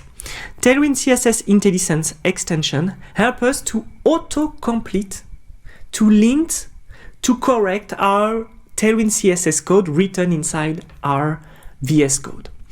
So here I got nothing that is showing because text green doesn't mean anything for Tailwind, which means that here I gotta put another information to tell him which kind of color I want to use. Do I want to use the 50, the 100, the 200, the 300, the 400, the 500?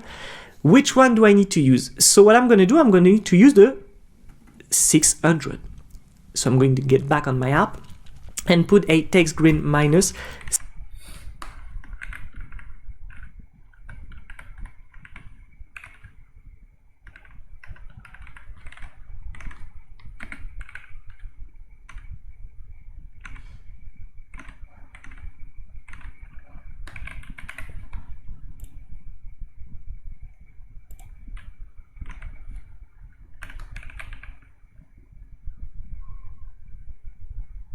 Oh.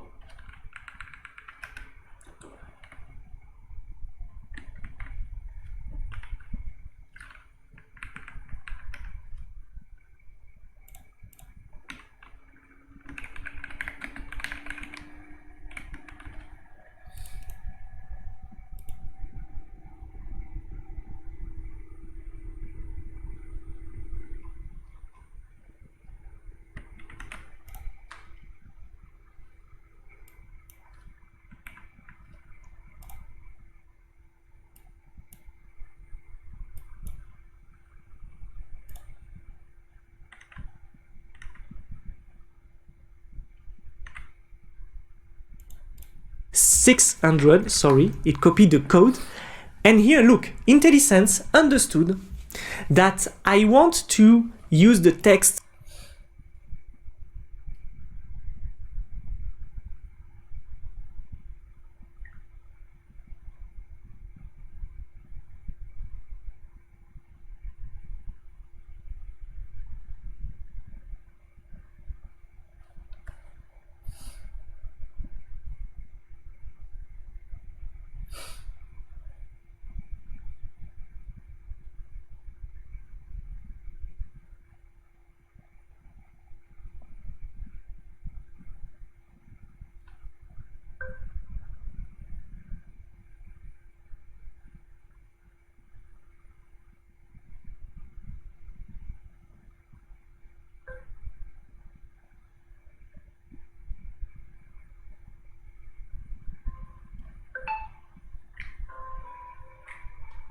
text green 600, and so it shows to me this little square there with the color. So I'm going to get back in there, and when I update, the color has been applied. And let's just inspect this element and look what is in our console. So I'm going to move because here you don't see it. I'm just in front of it. Here we've got the color there with something really weird for real beginners. The RGB code with the variable TW text opacity. What is that? Text green 600 is a CSS class that comes from app.globals, app_globals CSS. And if I click on it, look at it, I'm back inside my Tailwind CSS main file.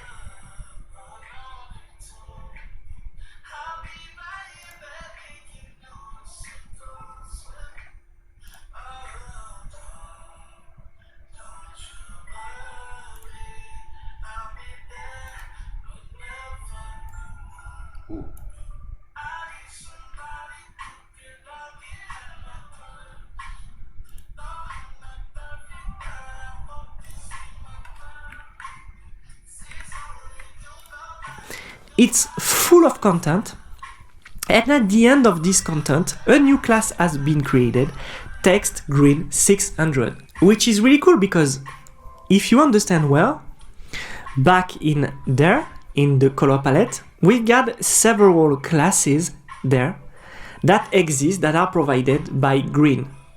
But actually, we got only 600.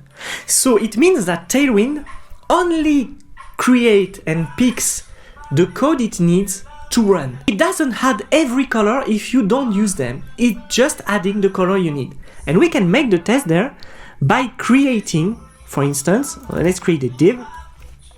Let's create another title, but with a different color. And here, for instance, I think we got yellow, and there we go. We see that we got yellow. And when I get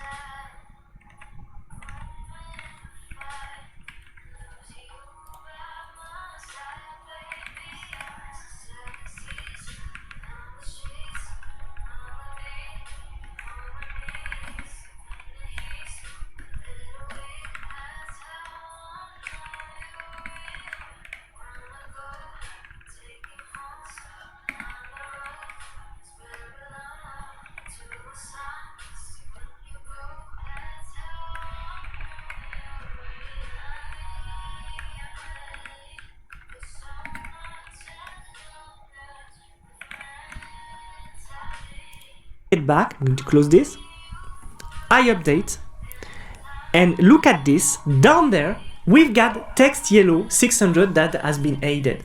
And that's what is really cool with Tailwind. Tailwind is going to create the classes it only needs, which means at the end you will not have a big CSS file that you don't use or you only use 10%.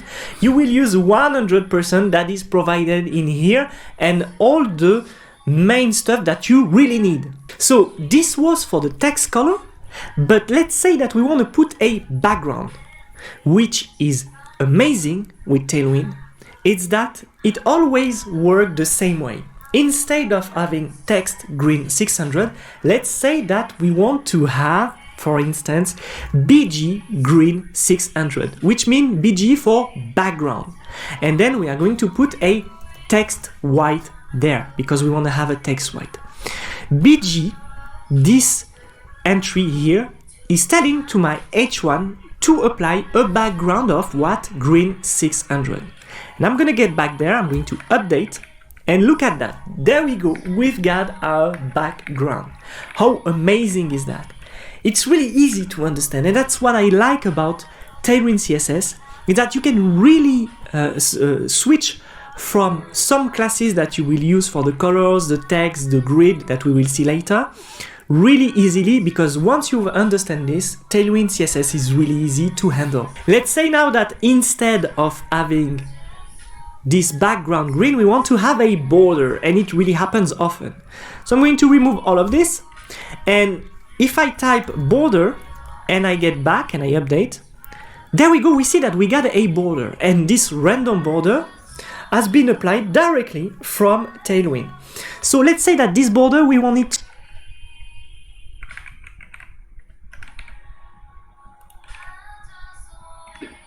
to be thicker. What we can do is put a dash, and we are not going to use 50 or 100 or whatever. We are just going to use the size of the pixel. So here, let's say that we want to have 6 pixels. If I type border 6, when I update, it doesn't apply. Why? So let's go to the documentation and let's type border, and let's look at the border.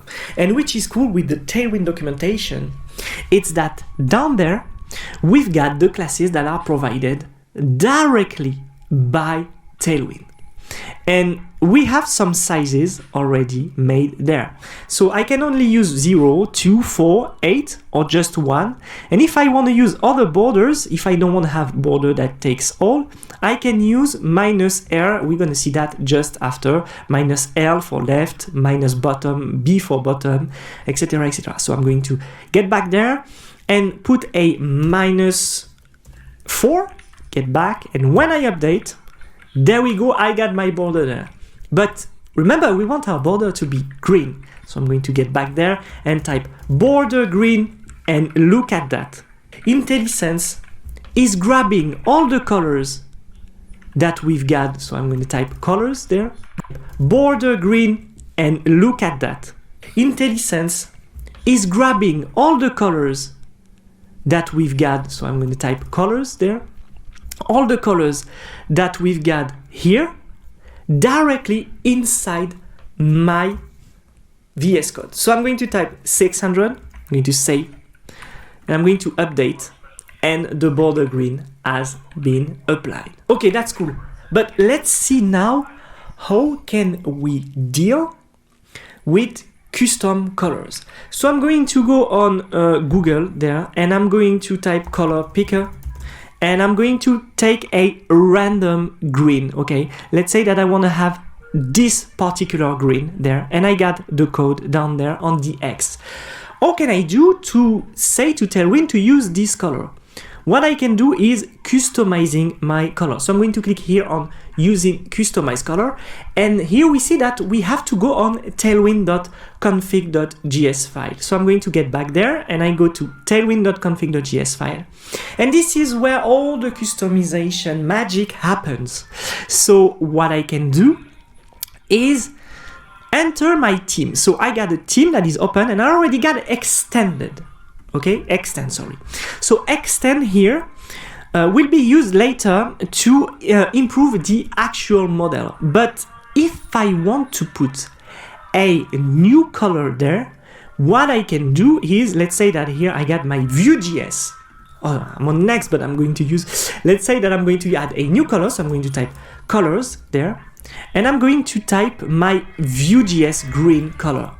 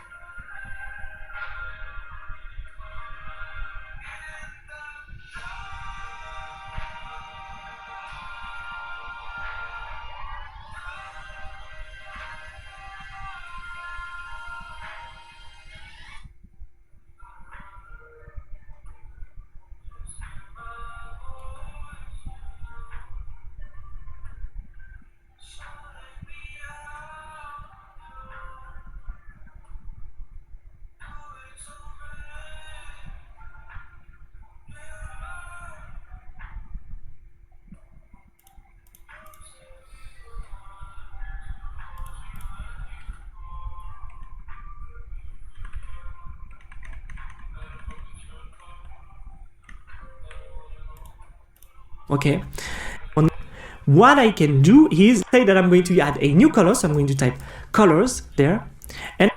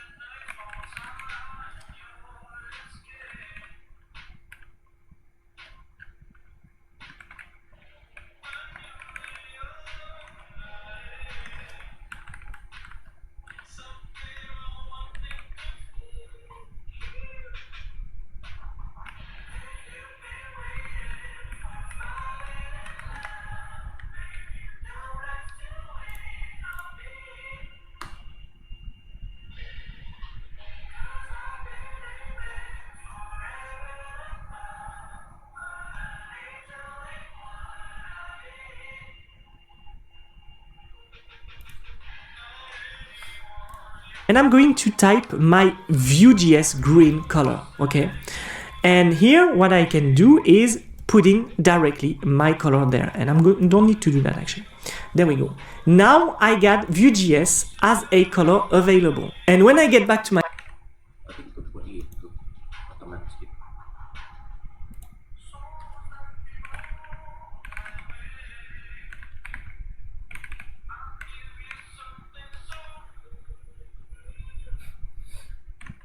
Itu enggak.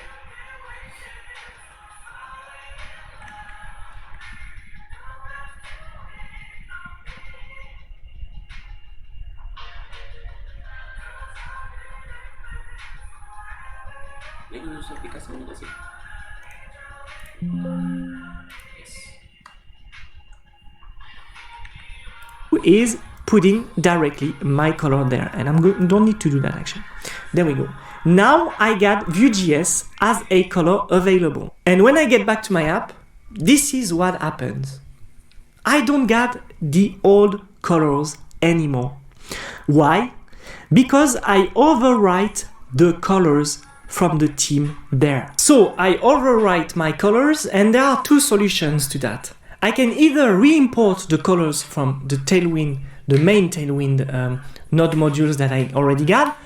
Otherwise, I need to put those colors into Extend, because Extend is the option to say, okay, I keep the original Tailwind library, but I want to add this on top of it. So I can take colors there, go to Extend, and put my colors in.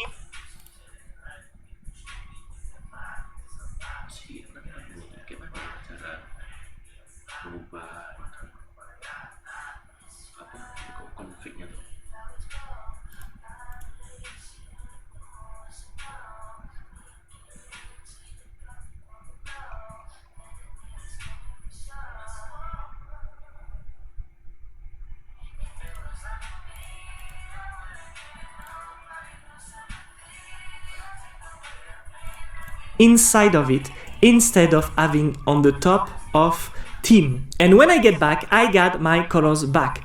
So what I can do here directly is to go inside my app folder there and go to my page, and instead of having this text yellow 600, I'm going to put text Vue.js. And here, look, IntelliSense understood that we want this green color. And when I update, I got my own color. So this is how it works to get the customization colors that we need. And of course, inside this Vue.js, we could do the same as Tailwind. We could say that 100 is this color, okay? But we could say, for instance, that 932 is another color. Let's say, there we go. Let's say it's this one. And when I will use that there, I can do text Vue.js 100 with this color, and also I can use the other color with my own key that I created inside my extend there.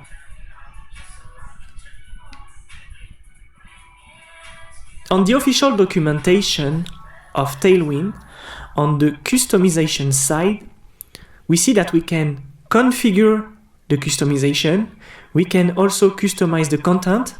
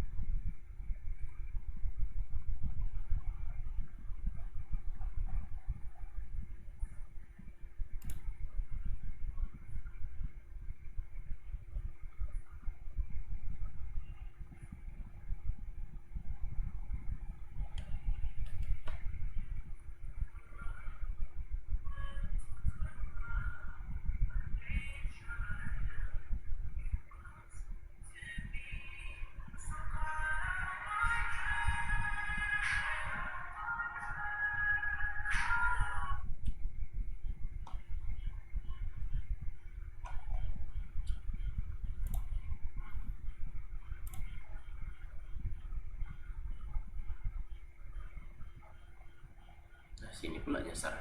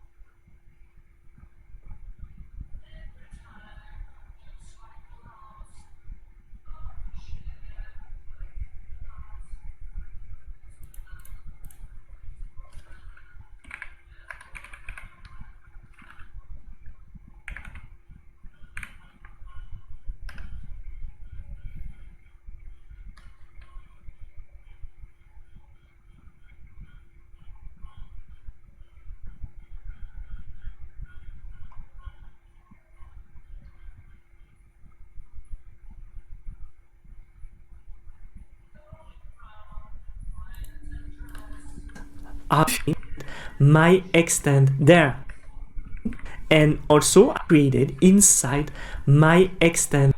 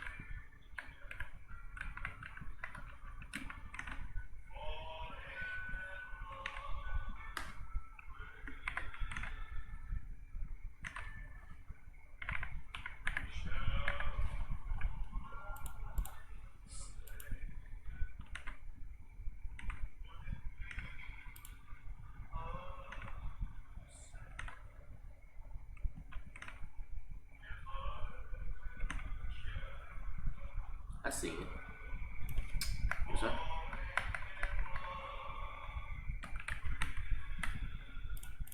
And there.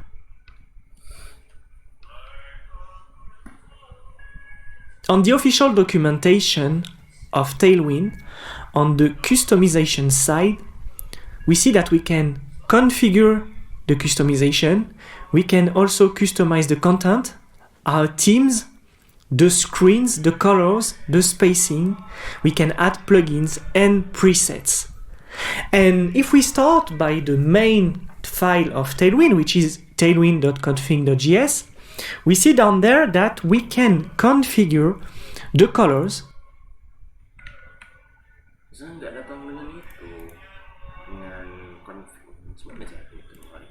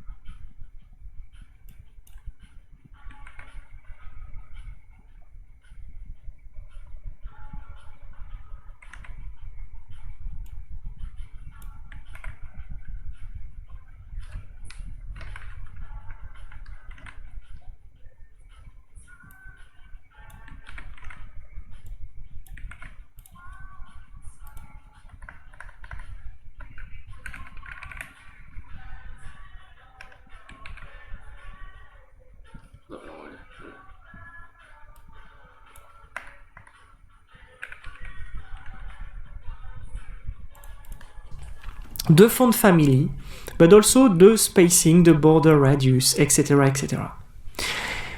Tailwind CSS is using classes to refer to CSS, and this CSS is actually generated on the fly. So on the tailwind.config.js file, you can write as keys of these objects, you can write classes. And those classes will inherit from the value of this key. And sometimes this value can be strings, numbers, or objects or array.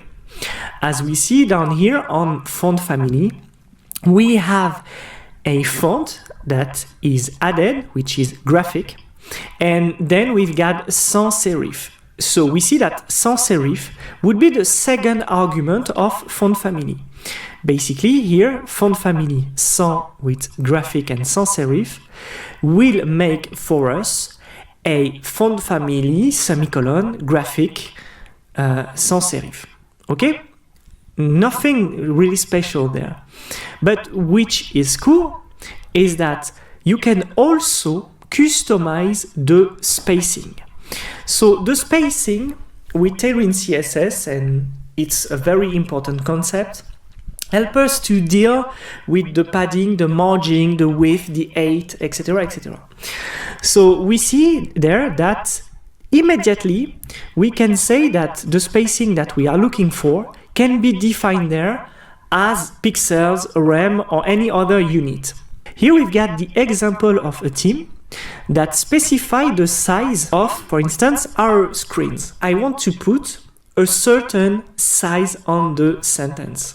Okay, so I'm going to put text dash to say that I want this text to be text LG. What happens if I put another size? Here we see that my code editor already corrected me. We got two different sizes and there is a conflict. What I can do with Tailwind is that I can say that I want to have text SM, but when I'm on LG, so when I'm on a large screen, semicolon, I want to have text LG. Okay?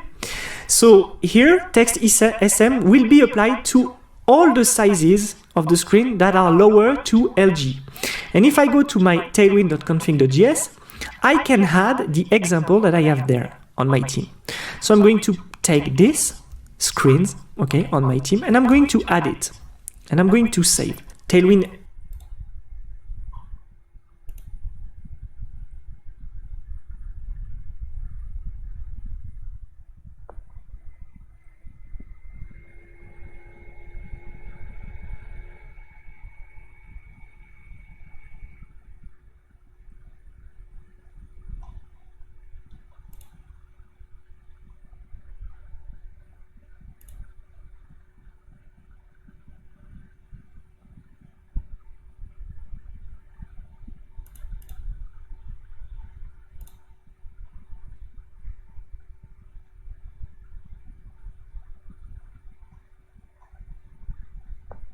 Oh iya.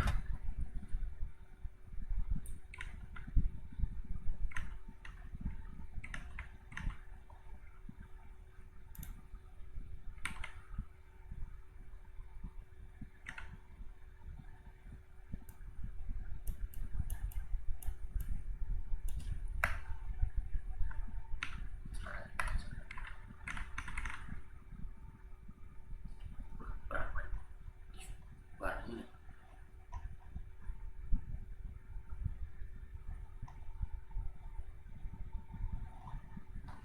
Tadi lebih gampang.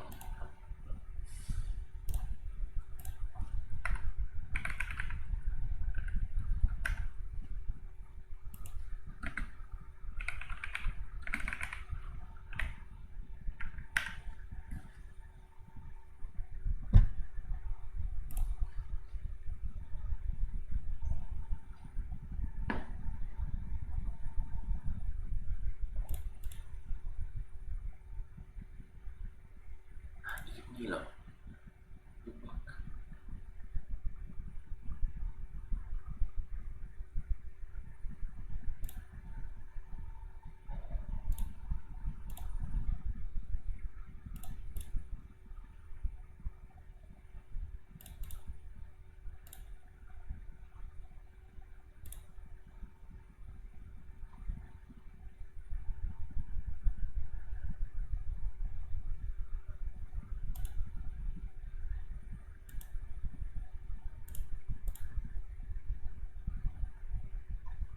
Iya ini gimana?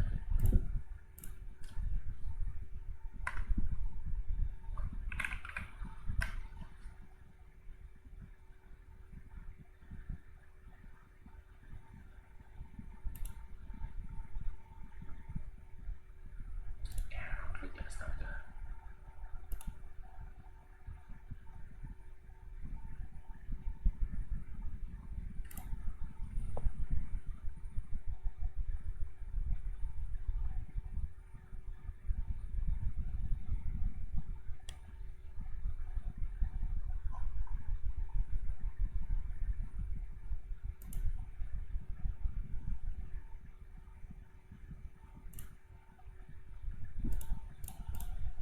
CSS understand that all those size have a limit, a media query limit of this value every time. To make a big difference on that, what I'm going to do is to expand the size. So I'm going to have text XX, and here I'm going to put text 3XL. And so there's a moment when I'm going to switch, and there we go. I'm going to get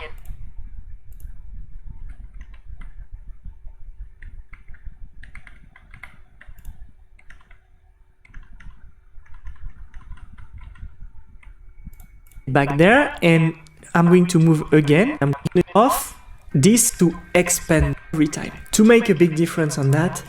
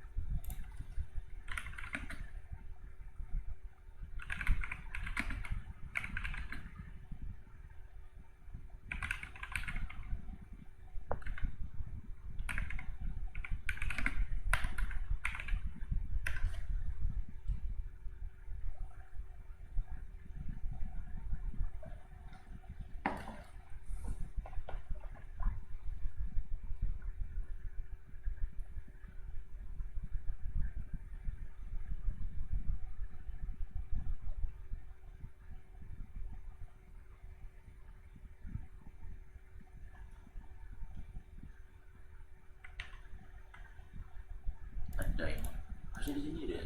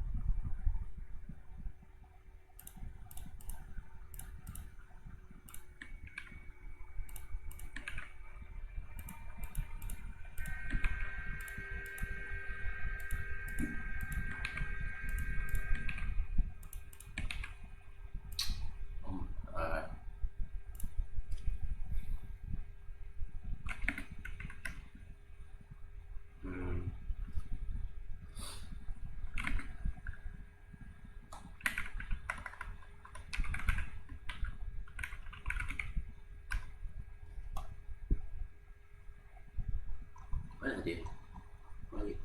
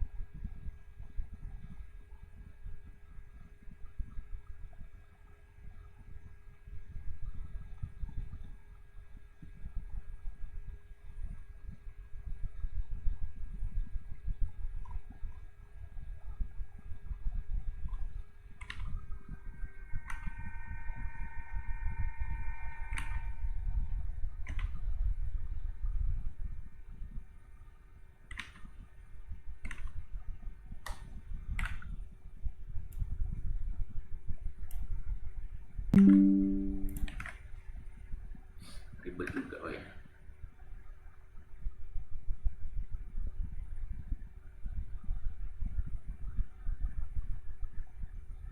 Iya, astaga. Ini siapa dulu? CD L.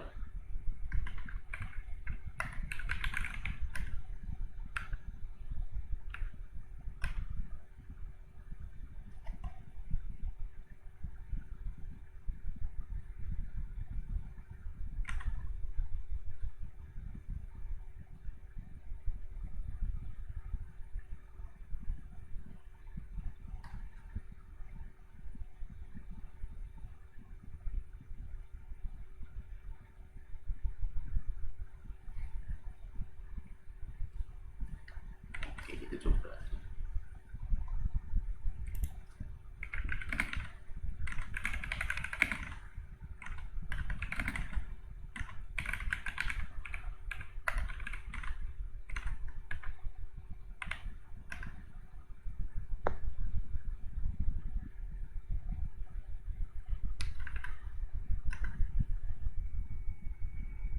Nah, itu kayak astaga, dari tadi.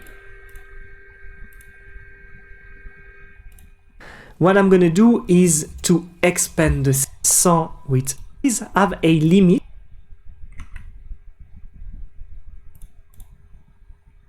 Ini bukan lagi.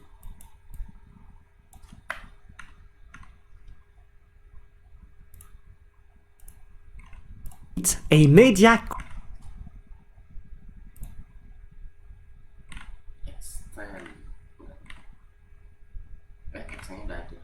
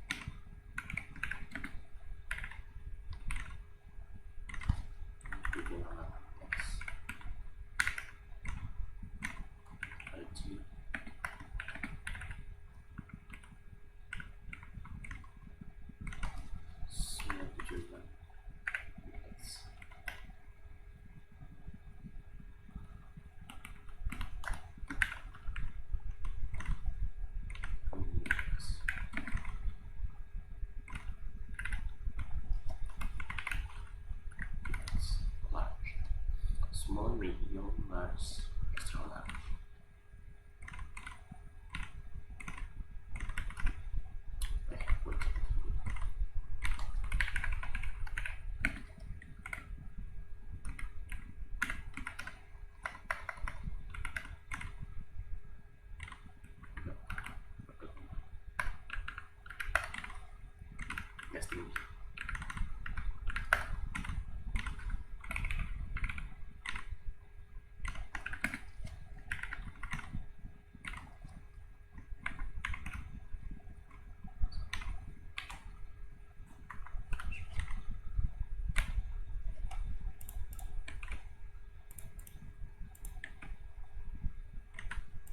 query limit. Of is to expand the size. So I'm going to have text XX, and here I'm going to put text 3 pixels. And so then I have text XX, and here I'm going to put text 3 pixels.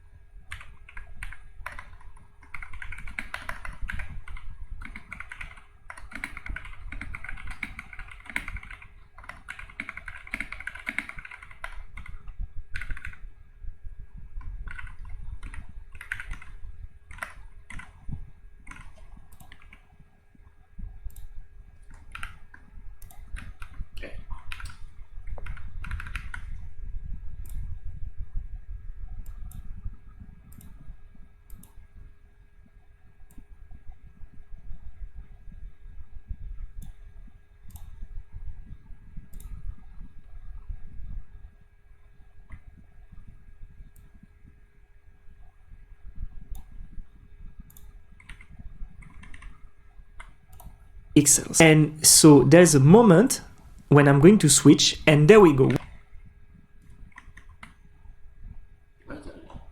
Aku bisa di sini kan? Perubahan di sini.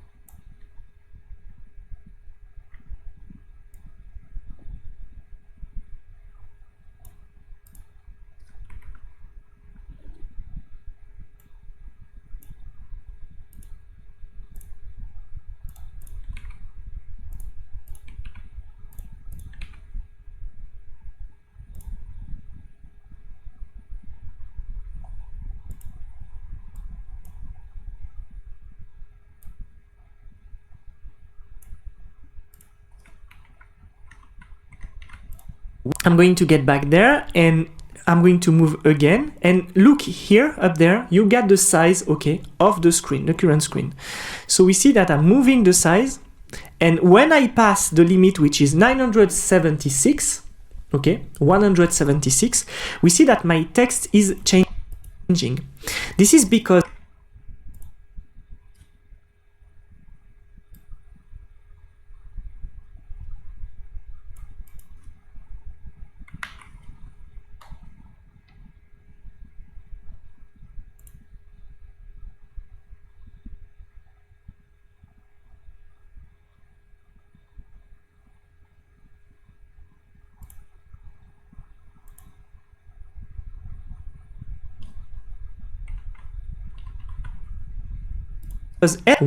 and when I pass the limit,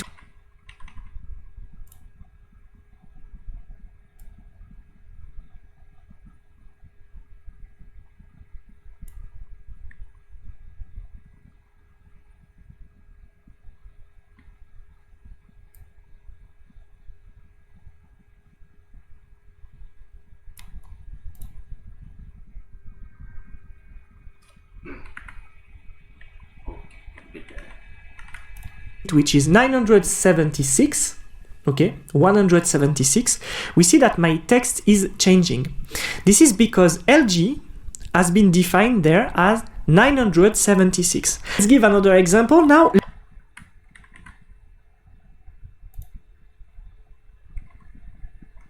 Let's say that on MD I'm going to put an alternative, and here I want to have a text LG, and let's say that on small I'm going to have a text base. Okay, I'm going to save this. I'm going to pass step by step to all those sizes. I'm going to get back, and I'm going to get back there, and please have a look in here on the size, and when I lower the size, okay, little by little, I'm going to pass from a size to another one, and look here, it's really easy to see. We change the size dynamically. Please go active and back step by step base. Okay, I'm going to save this.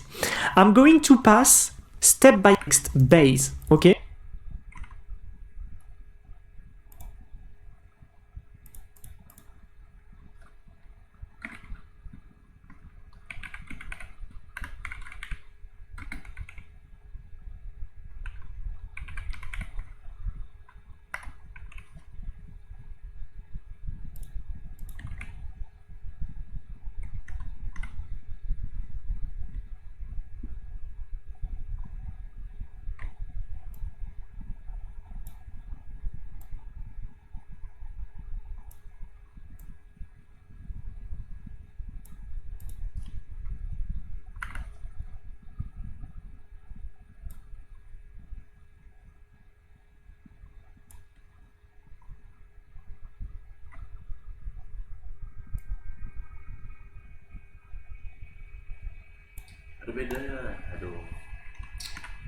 Okay, I'm going to save this.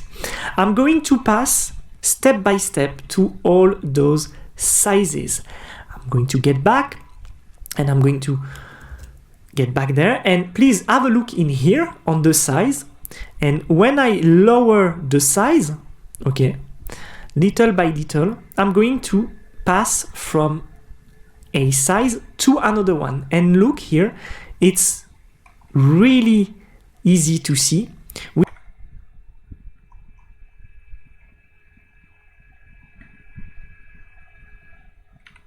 We change the size dynamically. It's also working for colors. It's also working for font family. And this is something really useful. Instead of having JavaScript function that help us to change classes, attribute, whatever, we can use Tailwind for that. Here on the documentation, we see that the behavior can change there when we specify a width. And of course, those widths are provided by Tailwind, but you can change them, customize them if you want to or if you need to. It's exactly the same for spacing. On spacing here, you can specify that some elements there can have a specific spacing, all right? And those numbers, specific numbers, they are used. So if I go here and I put my spacing, object there with this spacing would be applied to all classes that are calling as an argument the spacing. Here we got two sentences and we want to put some space under the first sentence. When I go to my page, I apply a margin bottom of 1. To understand how to add margin, padding, and spaces, please refer to the video spaces. In my tailwind.config.js, I said that the spacing 1 that I applied here as an argument of the class is 8 pixels. But just for the example, let's put 100 pixels and let's get back to our application and updating. And here we see that now the spacing with 1 is of 100 pixels.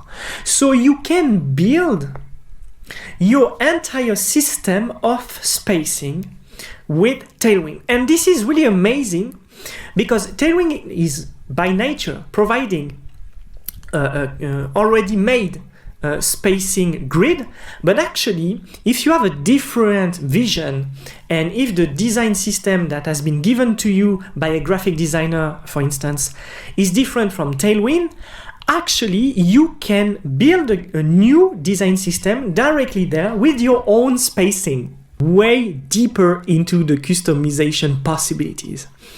With Tailwind, you can create what we call plugins. And plugins, it's some kind of helpers that helps you to create style sheets with JavaScript.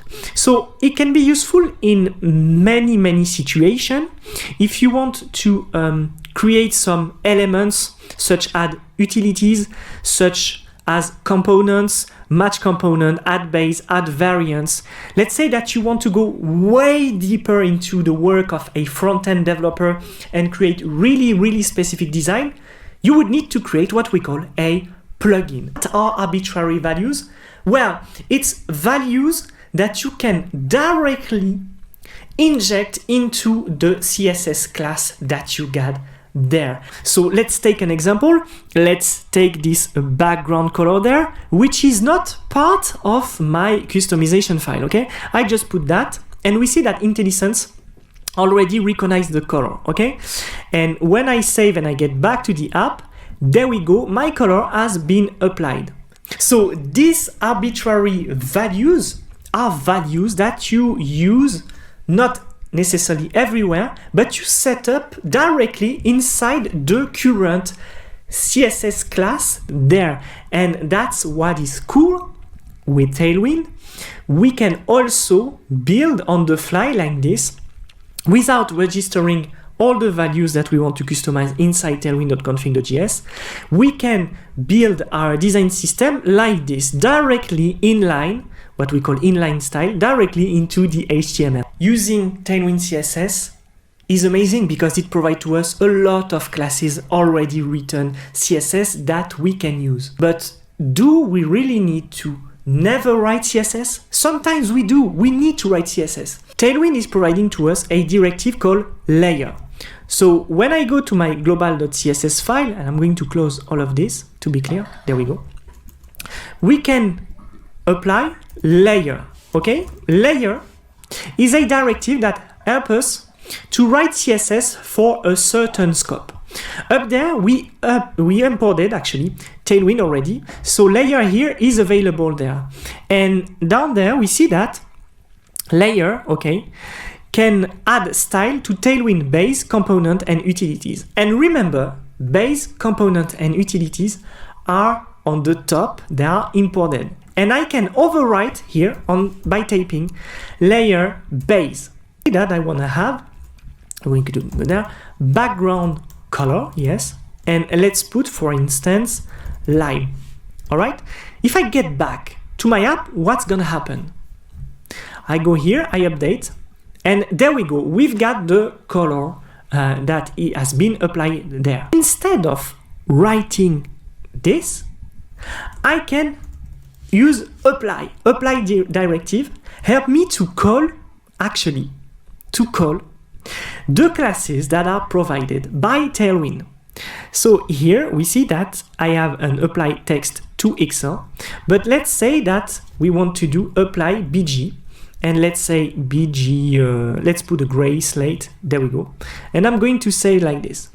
I'm going to get back there and remove this class that I had previously, removing it. And there we go. I get back, I update, and what's gonna happen is that I have my background in gray. So what happened here is that I can call as much as I want Tailwind classes. So I can call text white, for instance, and there we go. So here at the beginning of a project, I should go to tailwind.config.js, adding all my classes, spaces, typography. And when I want to do really custom CSS, I can go back on my global.css and apply my class there. The force of Tailwind for me, it's using this apply directive. What we can do, we can chain actually. We can chain the classes there. So we earn visibility, time, and our code is more clear, more easy to understand. And I'm going to do a text LG. So I think text LG, yeah, text LG and font bold. All right. So when I get back, there we go. My style has been applied. Another function that I should mention here is that you can use multiple CSS files.